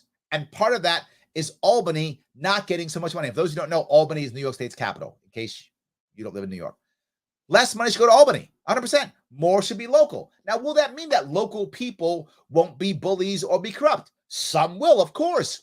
But if local people are corrupt, and it's all done locally, not advocated by the state, two things happen. One, they are more accountable locally. The odds are higher they'll be caught and punished. Doesn't mean they will. The odds are higher. But not just that. Now, if it's not being done by the state, you locally can now complain to the state and say, state, you're screwed by my local bully. Can you help me? And the state's job should be, it is not now, should be to defend the individual against the local bully. So now you have an appeal process to go back and say, wait a minute, this guy's doing something locally he should do. You're right. I am going to stop this. I'm the state. I'm going to step in and do the right thing because I'm going to protect your individual rights against local bullies. Again, not perfect. Better? Yes, yes, and yes. Way better. That's what we should be doing. Less money to Albany, more locally, more control, and now an ability to go to the state and say, hey, state, help me out. I'm in trouble. Right now, the state's the one crushing you. There is no one higher to go to. And the judges in this state, they just support the system. They're not supporting individuals. They support the system. So you can't even go to courts to get help. I know I've tried more than once. I just get screwed. The courts just follow the system. They don't care about the individual. They should. They don't. Why? Why should they? The system is set up for them to not do that. Absolutely. This is a problem. And we have to fix it. Brian, you are completely correct. Yes. Shelley says, Mario Cuomo said the police would never have plate readers. 3 weeks later, we have plate readers. That's very good. Yes, absolutely. Paula says, love that. Political grifting class. Sums the whole two-party system up perfectly. It does. It's what they are. They're a political grifting class. They're going to make their money now off of, worse, taxpayers. At least now, they're still grifting, but at least now, when they're running for office, they have to get donors to give money. So they get big pharma, big business, them to give money, right? For those who don't remember, when I ran in 2018, I raised $500,000 and the average donation was about $85. I had some heavy hitter donors. Some people gave $20,000, $30,000, $40,000. Some people did give big money. It's true. Some did. But the average was $85. So most people gave averaged $85. That's the average. As to other big guys, what they're making, their average is probably $10,000, $20,000. That's probably their average. If you look at what the people donating, $50,000, $40,000. It's the norm. A $30,000 donation for me, a $4,000 donation for me is the rarity. That's 1 in 500 donors. It's so rare for someone to give me that kind of money to me. Most people give what I'm asking you for, $100. But if I was a big time Democrat, Republican, tons of people give $40,000, $50,000 to give. That's a normal thing for them. So right now that grifting class is on big donors.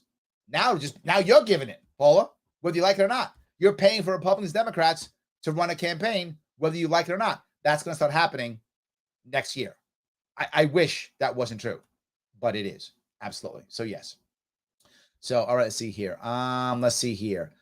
Ian says, my sign came today from Zazzle. Yeah, thank you, guys. If you do want to help me out in that other way, you can also get some merch if you want. You want a cool shirt like I have right here? This cool shirt that I have, you can do that if you want to. You can head over to LarrySharp.com/shop if you want to. There is a shop part.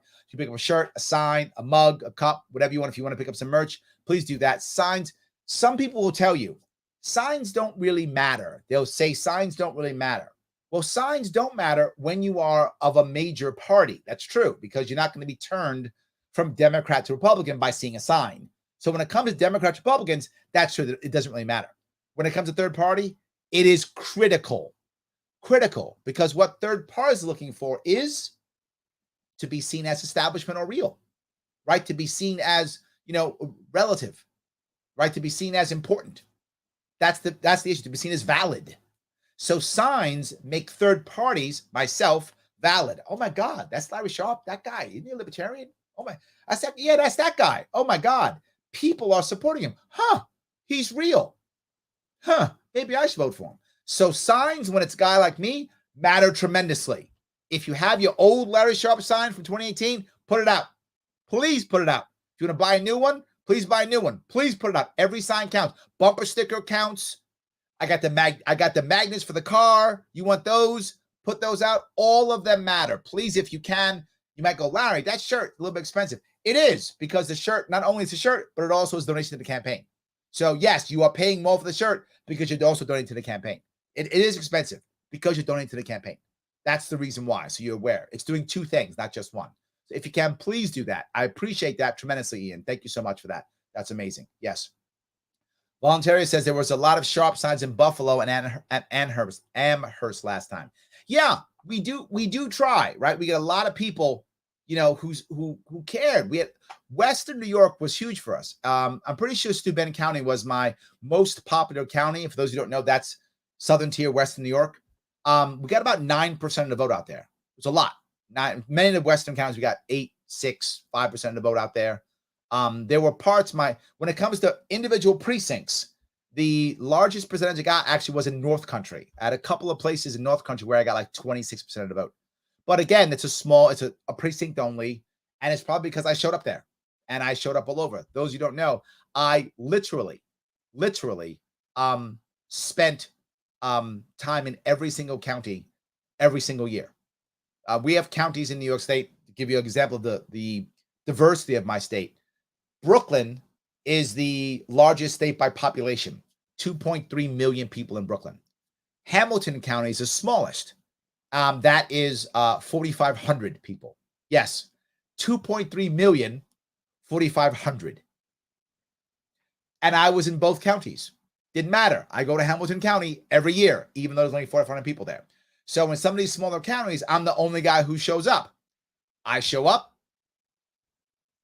They go, wow, Larry actually cared in a small county. Yes, if I'm going to talk the talk of saying localism matters, if I'm going to talk the talk of saying that each county should be its own, I got to walk the walk. Otherwise, you're not going to believe me. So I walk the walk. I go to every single county, even the smallest ones.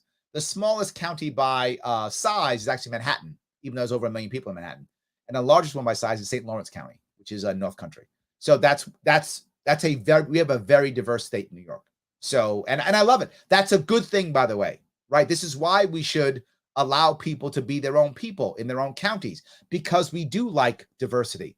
That's the point. Yes. So Dave says exactly it. It also signs are a poll testing thing. You can determine who would win Iowa caucuses based on yard signs in a given area. Oh, interesting. I didn't know that. So yes, so it does matter. Absolutely. 100%. 100%. Josh says the most common sign I saw visiting Indiana in 2020 was rainwater. Yes, absolutely. Did seem to add a comfort level of legitimacy. Oh, I like that. A comfort level of legitimacy. I agree completely. Yes, it does. It makes it feel like, you know what? I'm not the only guy who's supporting this person. And rainwater was a great candidate. For those of you who don't know, rainwater ran for governor in 2020 in Indiana. So yeah, great. In Indiana, Iowa. Did I say Iowa? I think I said Indiana. Anyway, whatever. It was Indiana. So yes, he really was good. So yes. Let's see here. Daniel says, unfortunately, my blue truck with your name on the back was scrapped this year. Oh, that's okay. We'll get you another one. We'll get you another one. I hope so. So Steve Becker says, I plan to write a check for a G. You just speak to someone in the campaign. Someone will reach out to you for that check. Thank you. There's $1,000 right there, guys. See, someone understands without question. If you can give $1,000, this is the time. Absolutely. Don't let Steven be by himself. It's not fair. It's not fair. Don't leave him hanging. Match him so we can make our numbers and double them. It does matter tremendously. Thank you, Stephen, for that. I appreciate it so much. Volunteer says, my sign is up, my old one. I'll be buying more and bumper stickers. Thank you. I appreciate that. Jennifer says, got my Larry bumper sticker on. Thank you so much. Yes. Shelly says, signs make people Google you. Ooh, I like that. Yes, Shelly, you are correct. Signs do that. Absolutely. They absolutely do. Yes, absolutely. I love that. Thomas says, liking, commenting, and sharing on Facebook, YouTube, and Twitter. Gave her $100. Thank you, Thomas, so much. Yes, absolutely, 100%. It does matter tremendously. Look, the reality on why we're still sitting here fighting is because it really matters to a lot of people. It matters because people need to be happy. And I know this sounds crazy, but for us to fix New York, we have to focus on happy New Yorkers. To focus on happy New Yorkers, we have to focus on people not leaving New York and wanting to stay. How do we do that? Here's how. 3 things: affordability, safety, opportunity. If we focus on this, affordability, safety, opportunity, New Yorkers will want to stay. We are losing too many New Yorkers. We are watching our families break up. Too many people want to leave. It is a bad idea. I need people to stay. We can't fix this state if people keep leaving. And I've said it before and I'll say it again. I will judge my first term as governor by one metric only. Did I stop the bleeding? Are people stopping to rush out of New York State like there's no tomorrow? If that happens, I have done a good job in my first term and I deserve a second term. If that doesn't happen, I have failed and I do not deserve a second term. That is what I'm talking about. Without question, we have to make sure that people stop leaving. If people stop leaving, we have a chance at winning. Affordability. You've heard my plan.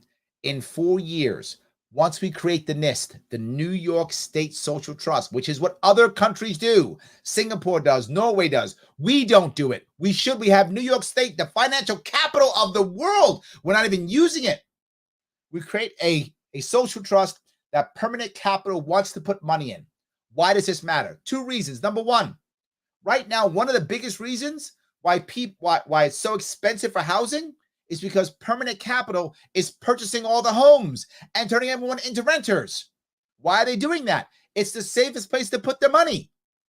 So I will give you another safe place to give your money. Put it into my trust, which will give you a dividend every single year. It's not debt. It's dividend-based. They put their money in and get a dividend every single year as long as New York State exists and keeps making money. That's all that matters. That happens, we're good. It gives them a reason to stay in the state, to make money in the state, and to invest in the state. They do that, then they stop buying up all of this property and they put money into this instead. Now you get to have stabilized rent. You get to be able to buy a house in New York State. Wouldn't that be nice? Number one. But number two, with this trust, in 4 years, first 2 years, within the first year or two, maybe 1 or 2 years, we can raise enough money to pay for school tax. Yes, school tax being paid out of the trust. If that happens, you don't have to pay school tax in your property tax anymore. For most New Yorkers, about half of their property tax gone. Imagine if your property tax was cut in half. Rent stabilize. Retirees can stay. The youth can actually rent. You can stay in your house. Who's talking about this? Nobody. It's about, well, have a gash holiday or whatever stupid stuff we're talking about. And all Hochul can say is, we'll put more money into stuff. I don't know how. You're going to pay for it. I'm going to pay for it. She's not paying for it. I'm telling you, we can get it to where big business, excuse me, big money, big business can pay for our school tax so that your property tax goes down. And I give you an actual plan to make that happen, which is already being done in other states. There are countries in this world where their fund pays for up to 20% of their total budget. Why aren't we doing that? We can. We should. We could do that. That's how you want to get the money to go there, get it out of spending money on buying up homes in New York State, lower your property tax. Add on top of that one more thing. Imagine if you're a senior in New York State, as long as you've owned a home for at least 10 years in New York State, you don't have to own one now, but as long as you've owned a home for 10 years in New York State, your property tax at 65 goes down 5% every year until 85, no property tax. Well, Larry, that's going to lose the property tax money. It's not, because now I got more New Yorkers retiring here and spending their pensions here. You earn your pension, spend it in New York State. Stop spending it in Florida, Texas, Tennessee. Spend it here. I'll give you a reason to stay. Spend it here. Stay in your home if you want to. That's good too. If you stay in your home, you won't go to a nursing home. The state pays for nursing homes. We know that with Cuomo. All of a sudden now we're making more money in New York State. More people are retiring here, spending their pensions in New York State, not spending it in Florida, and not going to nursing homes, not putting people in nursing homes here. Win, win, win. We keep going, and within 4 years, we can make it to where we can end the income tax. Yeah, we can end the New York State income tax. Imagine if New York State had no income tax. Every single person now gets a raise without any business having to spend extra money. Property tax going down. No state income tax. I'm increasing the odds of people staying here, opening up businesses, keeping their careers here, keeping jobs here, opportunity and safety and affordability. We can change this state and make it that way, but we're not. We're talking about ghost guns and death penalty and stuff that means nothing, stuff that will solve nothing. Meanwhile, we're watching New Yorkers leave this state every single day, packing up and leaving. Our state's collapsing, and we're talking about stuff that doesn't even matter. I'm giving you real answers. That's why you should donate. That's why you should support me. That's why you should do it. If you can give $100, give it right now. If you can give $1,000, give it now. If you can give $500, give it now. Give what you can give. I've given. I wouldn't ask you to do anything I wouldn't do. I'm not working now, so I'm going to be in debt at the end of this. And again, don't feel sorry for me. I volunteered for this. I knew this was going to happen. So I get it. That was going to happen. I'm okay. I'm not asking you to be in debt at the end of this. I'm asking you to dig deep as I'm digging deep and to give. That's what I'm asking. If you can't do it, if you're like, Larry, I love you. You're awesome. Can't do it. Okay. Then like and comment and share. That's free. Do that right now. Click that like button, subscribe, whatever you got to do, wherever you're watching. This is being shown on 7 different sites. Wherever site you're looking at, click the like button, comment on it, share it onto other people's stuff. Share this into I don't know, Hochul stuff. Share this into someone else's stuff. Share this into a group. Share this on Twitter. Share this into someone else's feed. Share this to the best of your ability. Let people see it. It does matter. It's important. Guys, I want to say thank you so much for what you've done tonight. Thank you for watching and putting up with me for 3 hours. It's what I do. I don't stop talking. If you can give, please give now. It does matter. I know I'm bugging you, but I'm bugging you because it matters. I only bug you every 4 years. I give you a break every couple years, right? I bug you every 4 years. Now I'm bugging you again. I'm in action. I'm not working. I'm just doing this. I'm asking you to bleed with me. That's what I'm asking. Please do it to the best of your ability. Thank you guys so much for this evening. I will see you all very soon.